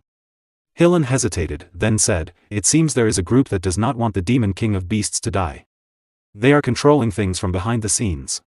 Berge was confused for a moment. Humans who don't want the Demon King dead? Then he understood, to humans, a Demon King's tower is like a gold mine filled with treasures. Even demon corpses can be used as materials for magic items, so they sell for high prices. The people who profit from the Tower of Beasts don't want their source of money destroyed. He let out a quiet breath. Even things that look simple on the surface are tied to many hidden interests, he murmured. Humans really are complicated. Berge Diaz looked at the blue screen where Hill and Cargill appeared. Then you will join the hero expedition, Berge said calmly. I will tell you the weakness of the Demon King of Beasts. Hillen looked confused. Berge continued, but the Demon King of Beasts must be defeated by you, and only you. After that, absorb his power. He paused before adding, a hero who has killed 2 Demon Kings. It will be much easier for you to gain the trust of humans. On the screen, Hillen hesitated. I'm grateful, but if I become stronger, are you sure you can still control me? Berge's expression turned cold and serious. Do you think absorbing 2 Demon Kings will be enough to fight me? Hillen quickly lowered his head. And no. Leave it to me. The call ended. Berge began walking forward. All right. I need to return, beep. Another blue screen appeared. Gordon? Speak, Berge said. On the other side, Gordon looked shocked. Gordon? Speak? Who are you? Berge sighed in annoyance. Not this again. I am your Demon King. Speak. Gordon was still confused. Master. Why do you look like that? I said, just speak. Yes. Gordon quickly replied. An emergency summons has been issued from the Tower of Beasts. Berge's eyes widened in surprise. Draxon. Really? Correct. The message just came in, Gordon answered. The scene shifted to the Tower of Beasts. The Beast King, Draxon, stood in front of a large gate with his subordinate beside him. 2 portals slowly appeared in front of them. From the first portal, Yugur Belva, the Demon King of Indestructibility, stepped out. He looked at Draxon Doldov and asked, What is it, Draxon? From the second portal, Reyna Soldian, the Demon King of Winters, appeared. She frowned and said, It always smells terrible here. Draxon Doldov looked at them and said calmly, Go upstairs first and wait. I will come with the last guest. All right, Yugur replied. Yugur and Reyna walked forward with their subordinates and entered the tower. Draxon remained standing alone. He clenched his teeth in anger. A red aura burned in his eyes. Berge Diaz. Jason Kokmundo. You are late, he thought. Are you weighing your options? His eyes grew colder. Berge Diaz. If you are late, I will consider you a suspect. The scene changed to the forest. Berge Diaz quickly returned to his demon form. Dark wings spread from his back. I let my guard down for a moment. He pushed off the ground with strong pressure and shot into the air. There's no time. A blue screen appeared beside him. Gordon spoke from it. Since Master is already near Ormus, I am the only one who needs a portal to the Tower of Beasts. No, don't. Berge shouted while flying. Gordon looked shocked. What? Are you already on your way? Yes. I'm heading there right now. The call ended. Berge thought quickly. If I arrive without using a portal, Draxon will ask why I was nearby. That will increase suspicion. But arriving late will also make him suspicious. First, I must return to my own tower. Then I will take the portal with Gordon to the Tower of Beasts. He flew as fast as he could. At this speed, I won't make it. I'll be a few minutes late. Faster. I need to go faster. Suddenly, his heart burned with a powerful aura. Flames wrapped around it. His wings changed shape, turning into large wings made of fire. He stared at them in shock. Phoenix wings. Wait. I don't want to use my mana right now. Then he realized something. His heart was burning with Phoenix mana. He touched his chest. Impossible. Is it still alive inside me? That's why the animals gathered earlier. Suddenly, his eyes widened. His speed increased greatly. It was too fast. He tried to control it, but he couldn't. The air pressure distorted his face as he shot through the sky like a burning comet. In moments, he reached Berge's tower. But he couldn't stop. He crashed straight into the tower's barrier. The barrier protected the tower, and it did not break. Black smoke filled the air. Berge fell to the ground inside the tower. He held his head and said nervously, I arrived on time. But I can't control it. He took a deep breath. I must be careful until I fully tame the phoenix. He stood up. Gordon, are you ready? He paused and felt his chest again. It seems the phoenix used all its power. And fell asleep. Gordon's voice came through the screen. Yes. Are you on the first floor right now? Yes, Berge replied. Come down quickly. We are going to the Tower of Beasts immediately. The scene shifted to Ormus Place. Many heroes had gathered there, and they were all staring at Rosal Charnt. They whispered to each other, blushing with excitement. Is that the Rosal Charnt who awakened all magic at the age of 5? The idol of the magic tower. Rosal Charnt? It's my first time seeing her in person. Should I ask for her autograph? One hero said shyly, it feels embarrassing to make such a fuss when we're fellow heroes. Another stepped forward and said proudly, Rosal, it's an honor to fight by your side. I will record today as my greatest achievement. Someone else added, behind them, another hero thought, ah, those people. I was just about to greet her. Meanwhile, Rosal was sitting on the ground. She waved her hand carelessly. Yeah. If you're done, get lost quickly, you losers. Rosal Charnt, commander of the Dawn's Flame Strike Squad.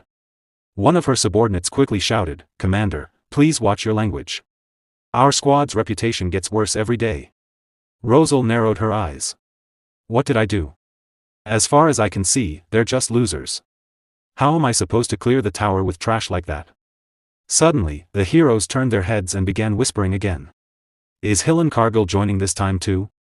The 10-star hero who defeated the Demon King of Lust?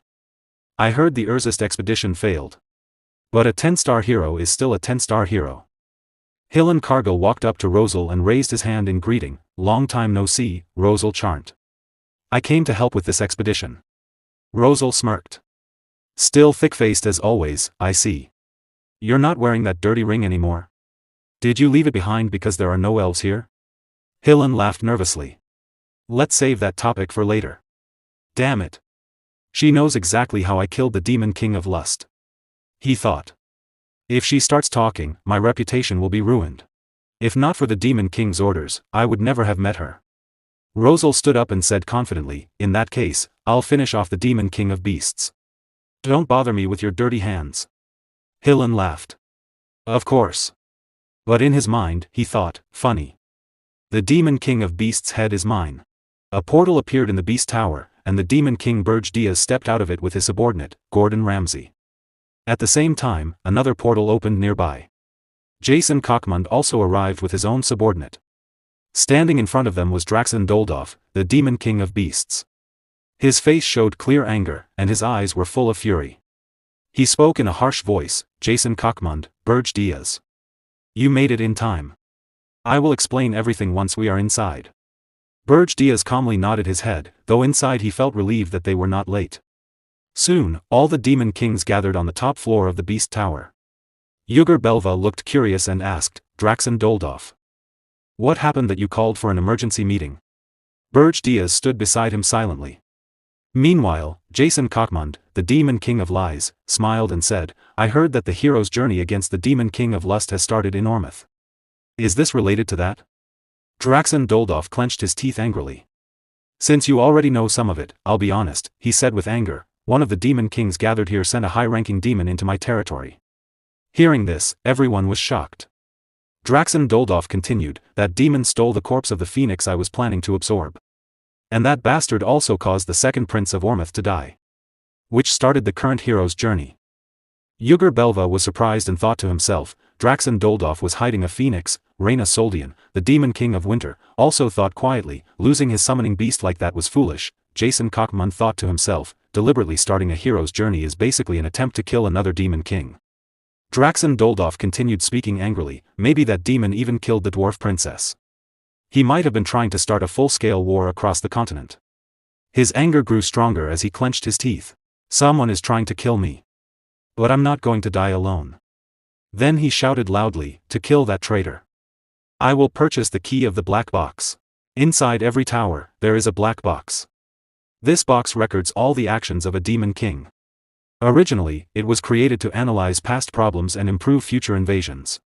However, Demon Kings who follow the pride and standards of Demon Kings think such tools are unnecessary.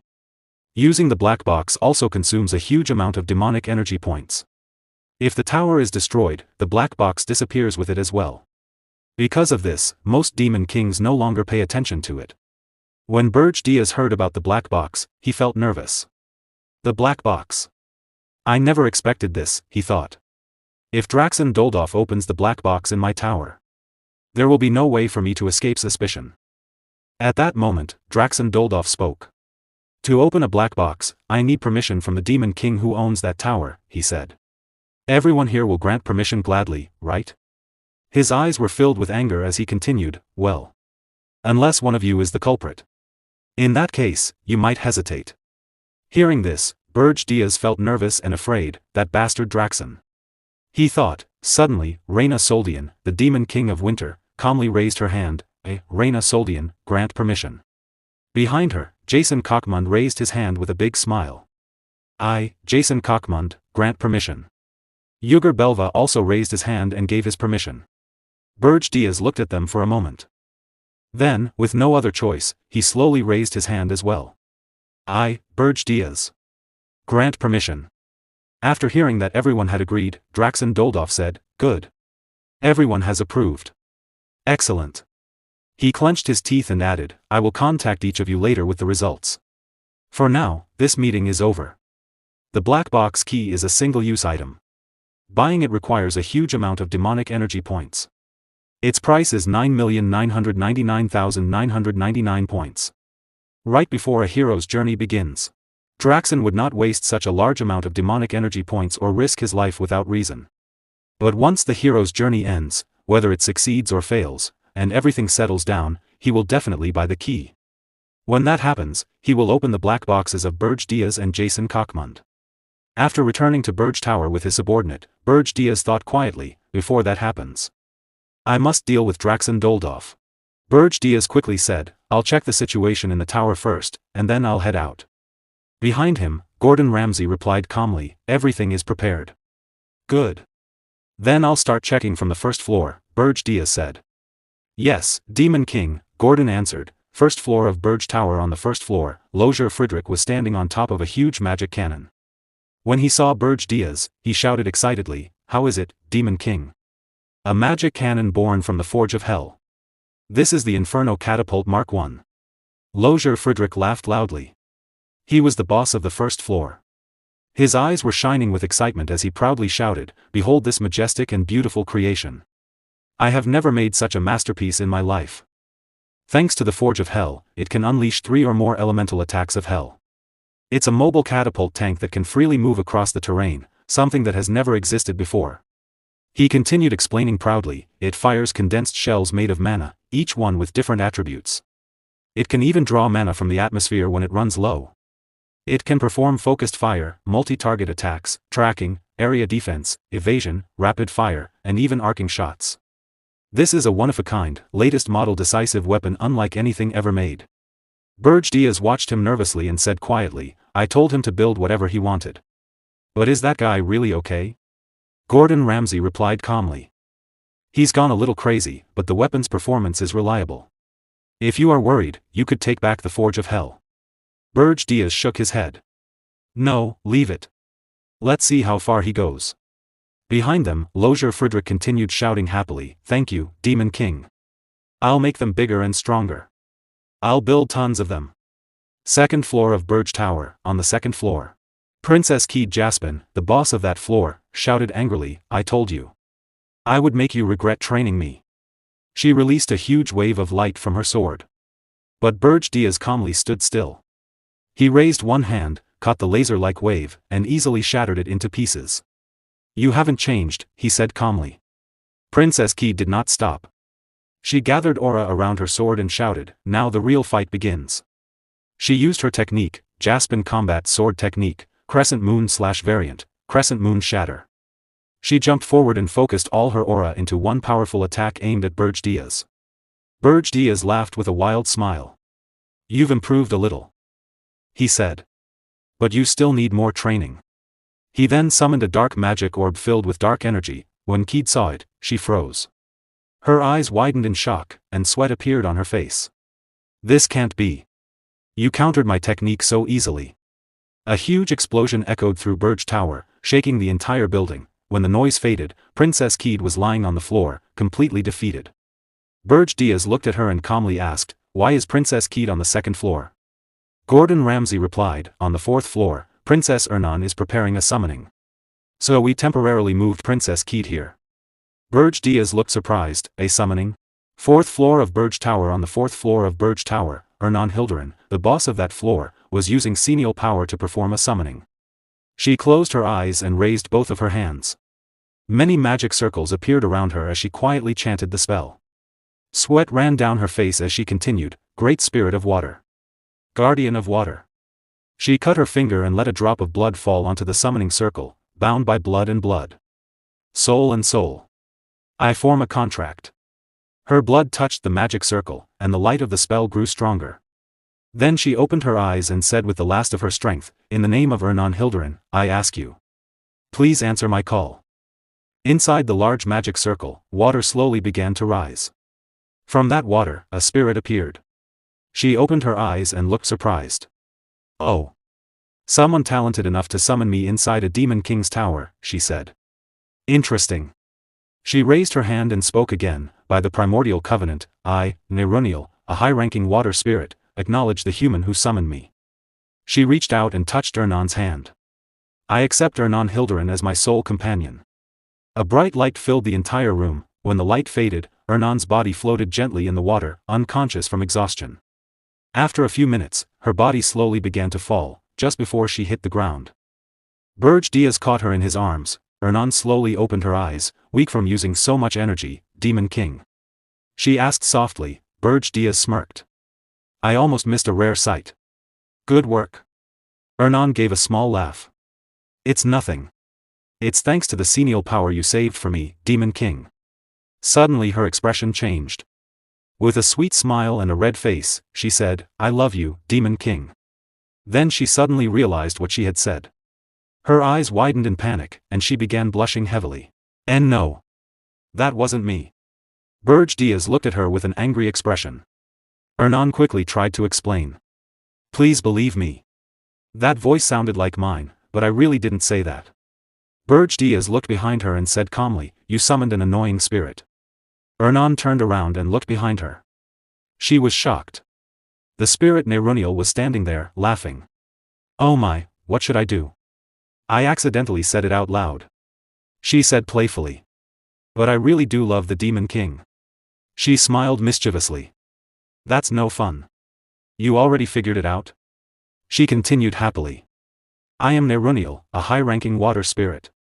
My hobby is reading romance novels. My favorite genre is forbidden love." Berge Diaz thought to himself, what kind of nonsense is that? Ernan was also shocked and confused. "What are you even talking about?" she shouted. Princess Ernan blushed and nervously tried to cover her face with her hand. Flustered, she said, "What? Dating? What are you talking about?"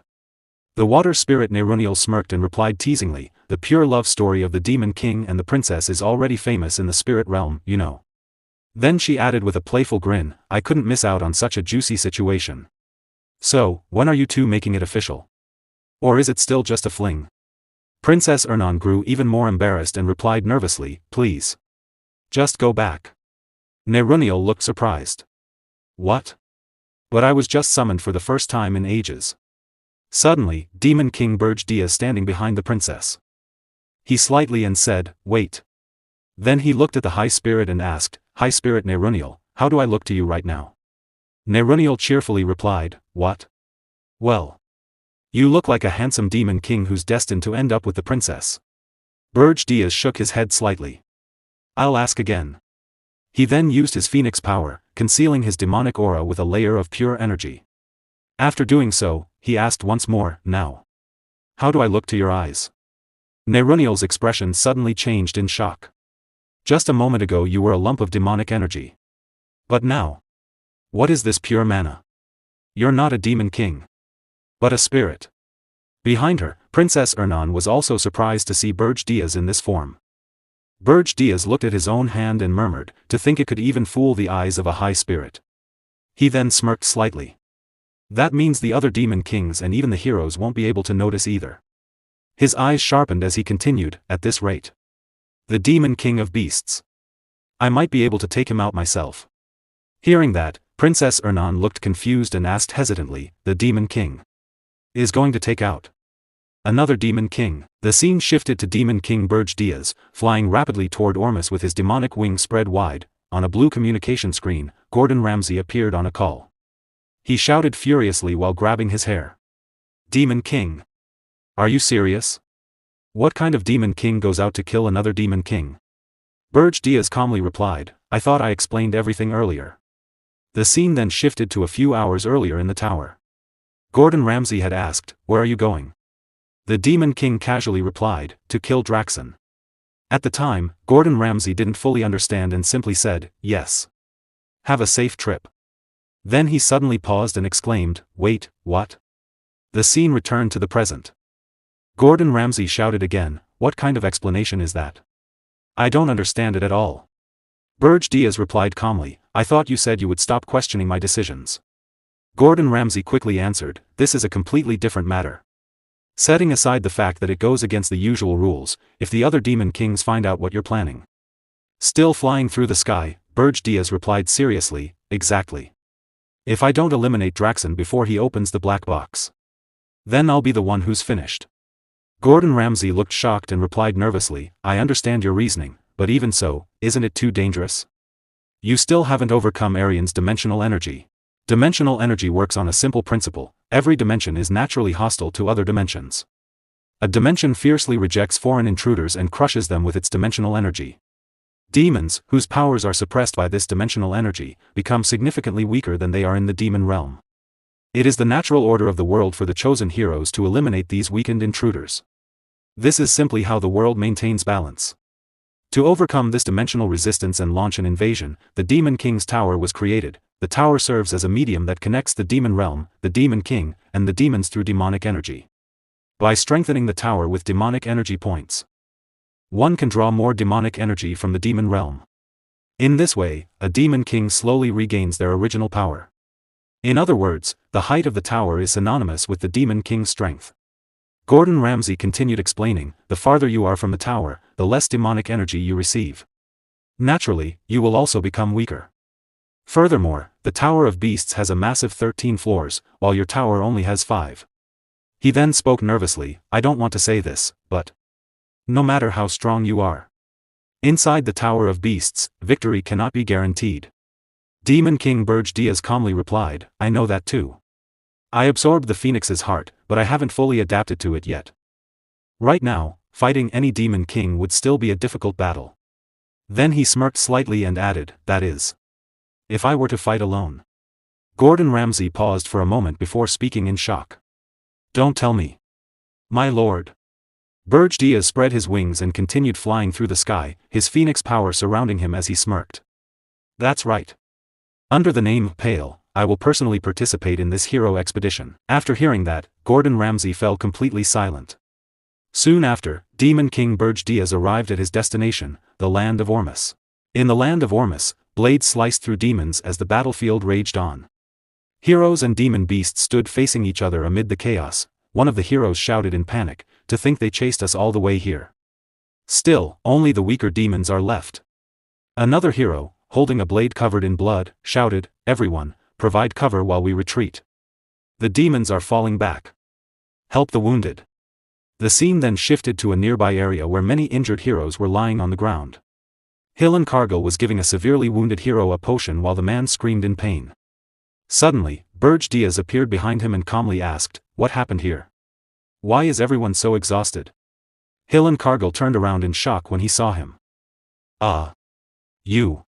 Berge immediately said, stand back. Helen Cargill stepped aside and replied nervously, Lord Pale. Well. After enough heroes had gathered, we immediately launched an assault on the Tower of Beasts. Just as you advised, we targeted the Beast Demon King's weakness. His tail. Thanks to that, we managed to weaken him, but Helen Cargill suddenly remembered the moment and shouted, Lady Rosal. Now. The memory continued. During the battle against the demon beasts, Rosal Charnt had just finished killing many of them and dropped to one knee from exhaustion. However, her eyes had been severely injured, blood flowing down her face. She gritted her teeth, barely holding herself together. Hillen Cargill watched in shock, his eyes wide. At that moment, the king of demon beasts, Draxen Doldov, released his full power and roared, unleashing a terrifying aura. As a result, Hillen Cargill continued sadly, Lady Rosal suffered severe injuries. So we had no choice but to retreat. He himself had carried Rosal away from the battlefield while the demon beasts continued chasing them.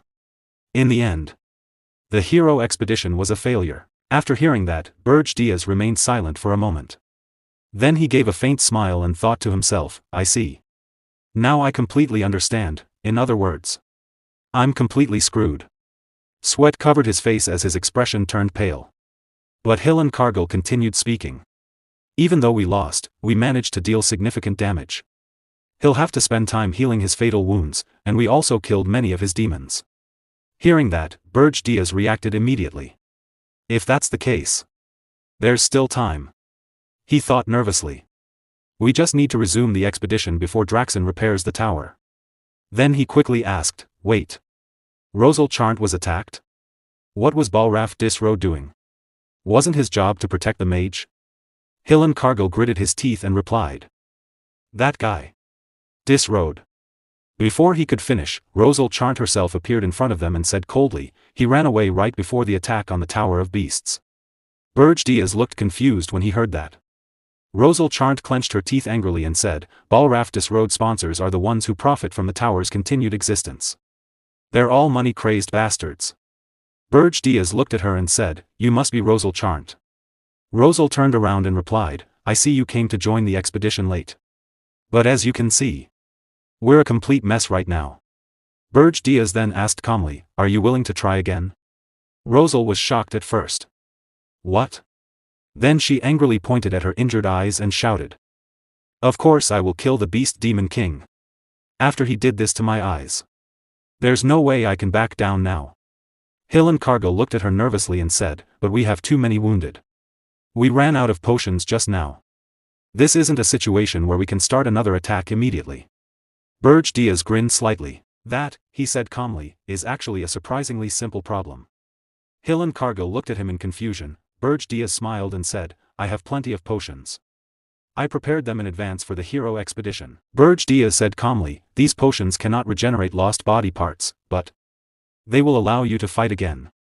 Rosal Charnt looked at him carefully and asked, who are you? Why are you going this far to help us? And what is that faint heat I've been feeling since earlier? I've never felt such pure heat before. How did you cultivate such energy? Berge Diaz placed a hand on his chest and began to say, this is, but before he finished speaking, he paused and looked around at the surrounding heroes. Many of them were sitting on the ground, wounded and exhausted. Their expressions were full of despair after their defeat. It was clear that they had completely lost their morale. Looking at them, Berge Diaz thought to himself, morale that has already been broken cannot be restored with potions alone. Since I have to lead them to kill Draxen anyway, it wouldn't hurt to show them once. At that moment, Berge Diaz released his pure phoenix energy, letting it spread around him like warm flames. Please, he said calmly, just follow me quietly. All the heroes immediately turned their attention toward him as the pure phoenix energy filled the area. Their eyes widened in amazement. Even Rosal Charnt was shocked, and behind her, Hillen Cargill stared in surprise.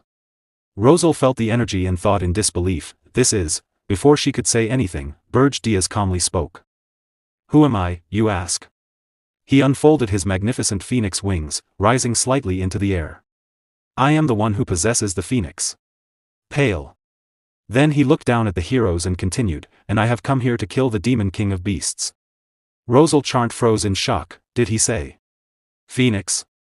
She thought, that legendary beast. Could this be the source of that overwhelming energy that covered the sky earlier? With mana alone, he rivals a 10-star hero. Where did someone like this even come from? As the heroes looked at Berge Diaz in his phoenix form, their morale began to rise again. The spirit of the expedition was reignited.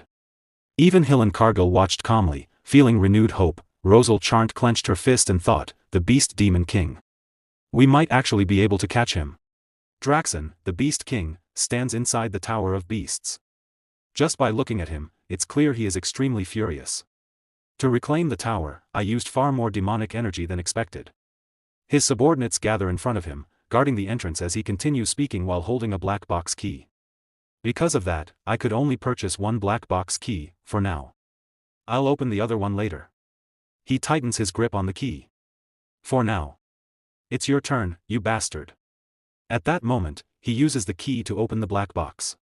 As it opens, a notification appears, opening the black box of a Demon King who granted permission. A blinding light bursts out. The Beast King stares into it and says, "Now show me everything. All the secrets you've been hiding." As the truth unfolds before him, his expression changes completely. Shocked, he mutters, "No wait. This is the truth." He realizes the black box cannot be manipulated. If this is real, then everything makes sense. So, he was hiding something like that. I must inform the other Demon Kings immediately. Visibly disturbed, he grows tense. Just then, one of his subordinates rushes in. Annoyed, the Beast King snaps, "What is it?" The servant hurriedly replies, "My lord, the heroes have invaded." What? The servant continues, "The new 10-star hero, Ralph Schmitz, is leading the vanguard.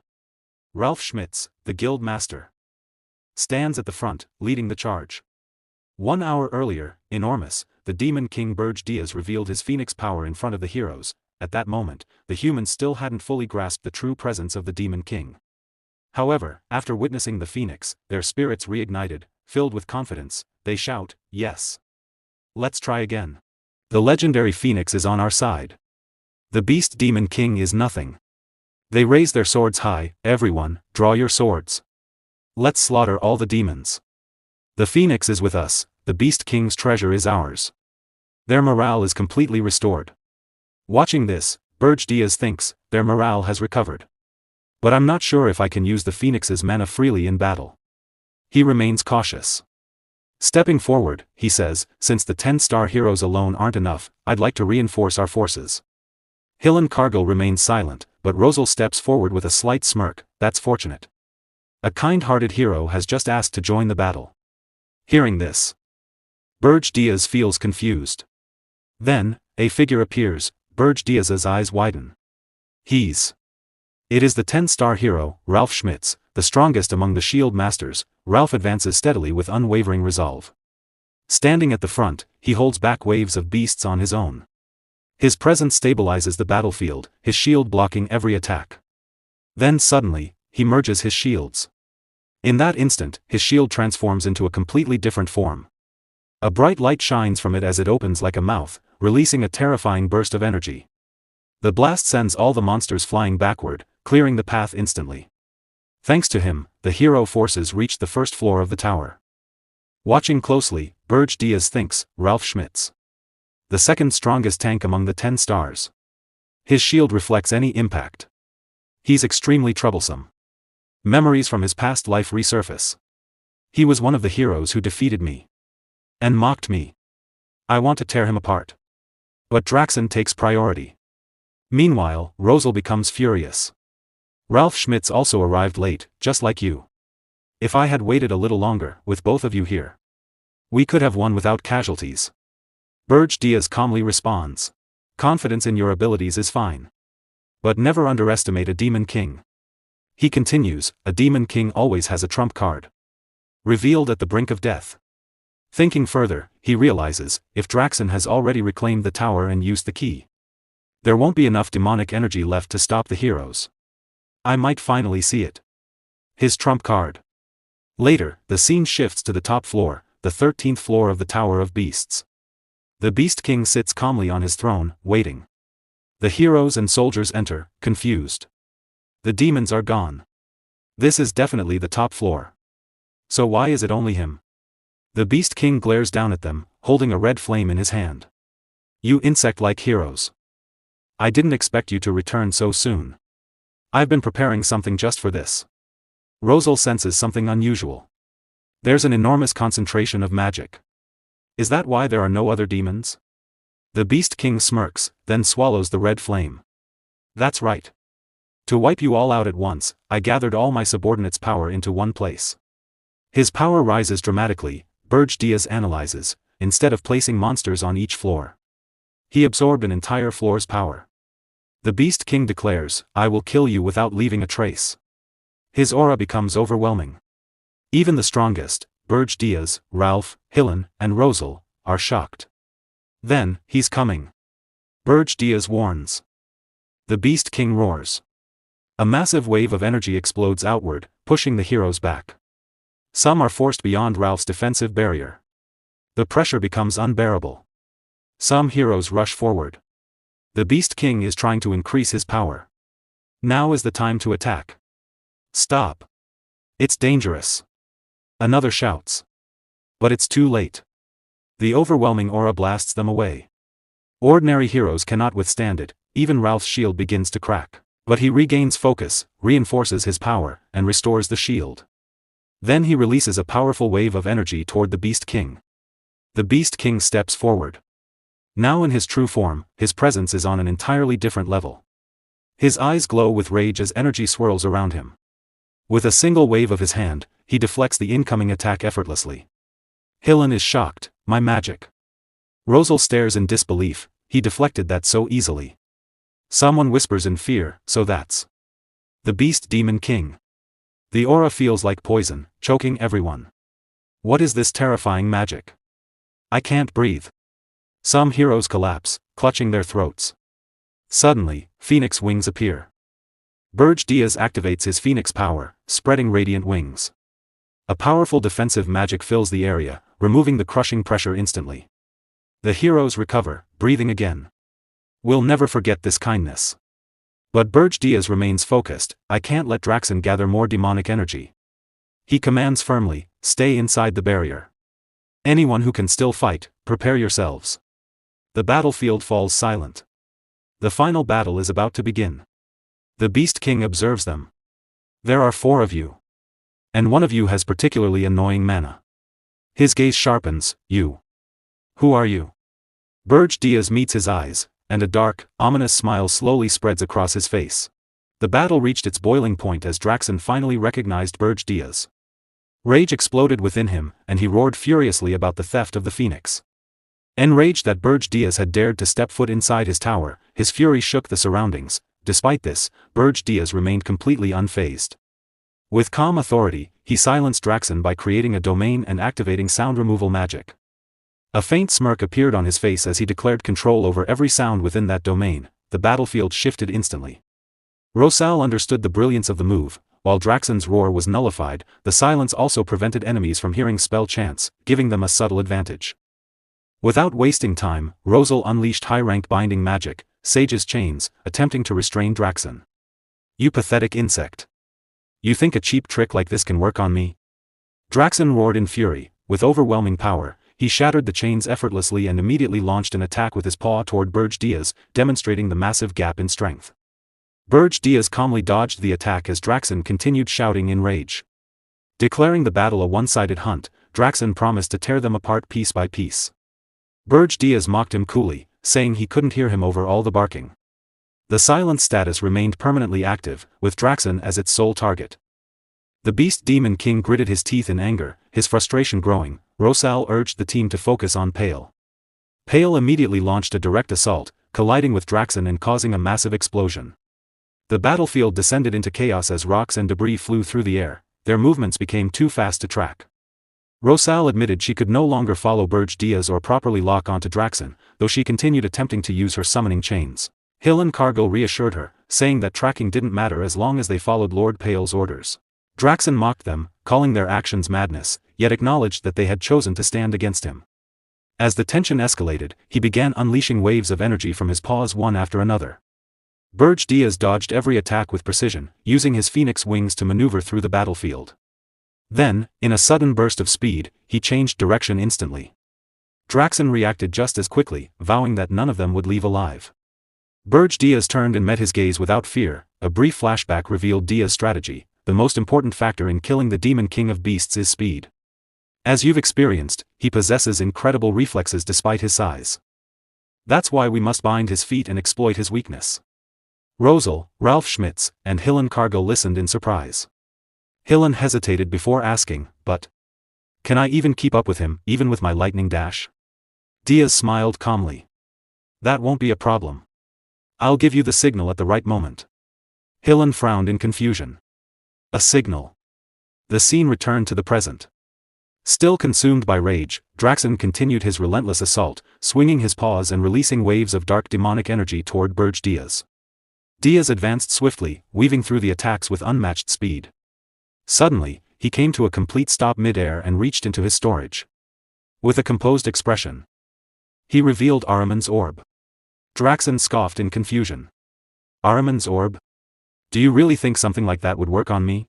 Diaz remained calm. It's not meant to affect you directly. It reveals the master's location, to a vessel. Draxen frowned in confusion. And what does revealing your location change? There are no vessels here to help you. At that very moment, Hillen Cargill appeared at the top of a cliff, gripping his blade. In an instant, he activated his lightning dash, vanishing from sight and reappearing mid-strike. The sudden burst of speed shocked Draxen. As Hillen descended with full force, Draxen roared in anger, "It feels like my head is going to explode. Don't ever use that orb again." Despite the immense pressure weighing down on him, Hillen pushed through and delivered his attack. Draxen staggered slightly, visibly shaken. "You turned a hero into a vessel?" Diaz smirked faintly. "You should try it sometime. It's quite a useful method. If one manages to survive." Hillen immediately followed up with another full-force strike, shaking the battlefield and leaving a visible wound on Draxen. Even so, Draxen barely staggered. He sneered in anger. "You're acting cocky over just this much? How pathetic." Then Rosal made her move. As planned, she unleashed her top-tier spell, Satellite Cannon, pouring all her mana into a single devastating attack. Draxen's eyes widened in shock as he sensed the overwhelming power gathering. A brief flashback surfaced in Rosal's mind, Diaz's calm voice guiding her. "When Hillen creates even a split-second opening based on my signal, it will be your turn, Rosal Charnt. Pour everything you've got into it. The grudge of your lost eye. Turn it into power." Back in the present, Rosal's expression hardened with fury. "You dare do this to my eye?" With a shout filled with rage, she released all her mana at once. "I'll wipe you out in one blow." The blazing beam of Satellite Cannon surged forward, striking Draxen directly. The pressure of the attack was so immense that even Hillen and Diaz felt its force, while Rosal and Ralph could only watch in tense silence. The resulting explosion was catastrophic, shaking both the sky and the earth. For a brief moment, everything fell silent. Then, from within the smoke, Draxen emerged, still standing. His body was covered in blood and scorched by flames, yet he remained alive. "You bastards!" he growled. Diaz narrowed his eyes slightly, thinking, even after taking that attack, he's still standing. As expected, he won't go down easily. Draxen laughed madly, mocking their efforts. His fury reached its peak as a terrifying red aura erupted around him, forcing the heroes backward. Waves of dark demonic energy surged outward, striking Ralph and tearing into his chest. The force also hit Rosal, leaving her shaken, while Hillen was pushed back and wounded. With pride and rage, Draxen declared, "I am Draxen Dulef, the Demon King of Beasts, the right hand of Archduke Alkynes." Consumed entirely by rage, he charged forward again, his movements now wild and unpredictable. "How dare you push me to this state? I won't let any of you leave here alive." Berge Diaz observed him calmly, recognizing that the once calculating opponent had now become nothing more than a mindless beast. A faint smirk formed on Diaz's face as he gathered Phoenix energy into his hand. Draxen roared, charging forward. "Right now, I'll make you shut that mouth of yours." Diaz replied calmly, "I haven't shown you yet, have I? The power of the Phoenix you cherished so much." Before Draxen could react, Diaz unleashed the Phoenix's power. The attack struck Draxen directly, forcing a cry of pain from him. "Not yet. I won't die from this." Diaz moved instantly, striking again with precise timing and interrupting any chance of recovery. Draxen was knocked back toward Ralph, who braced himself and unleashed a powerful wave of mana through his shield, slamming it into Draxen's back. Draxen screamed as the attack connected. Meanwhile, Rosal, though wounded and lying on the ground, identified his true weakness, his tails. Without hesitation, she gathered what remained of her strength and launched a precise attack, severing one of Draxen's tails. He screamed in agony as his body reacted violently. Seizing the opportunity, Rosal cast Sage's chains once more. This time, the glowing chains held firm, suppressing Draxen's mana and binding him completely. Hillen Cargill stepped forward and activated his healing ability, restoring his allies while reinforcing his own body for the final strike. With Draxen restrained and weakened, the team moved as one. In a single, clean motion, the final blow was delivered, severing Draxon's head. Silence returned to the battlefield. The oppressive aura vanished, the ground stopped trembling, and the air slowly calmed. Berge Diaz stood over the fallen Demon King, a faint smirk still resting on his face. After confirming the victory, he calmly declared that he would make good use of the Phoenix. With that, he bid farewell to Draxon.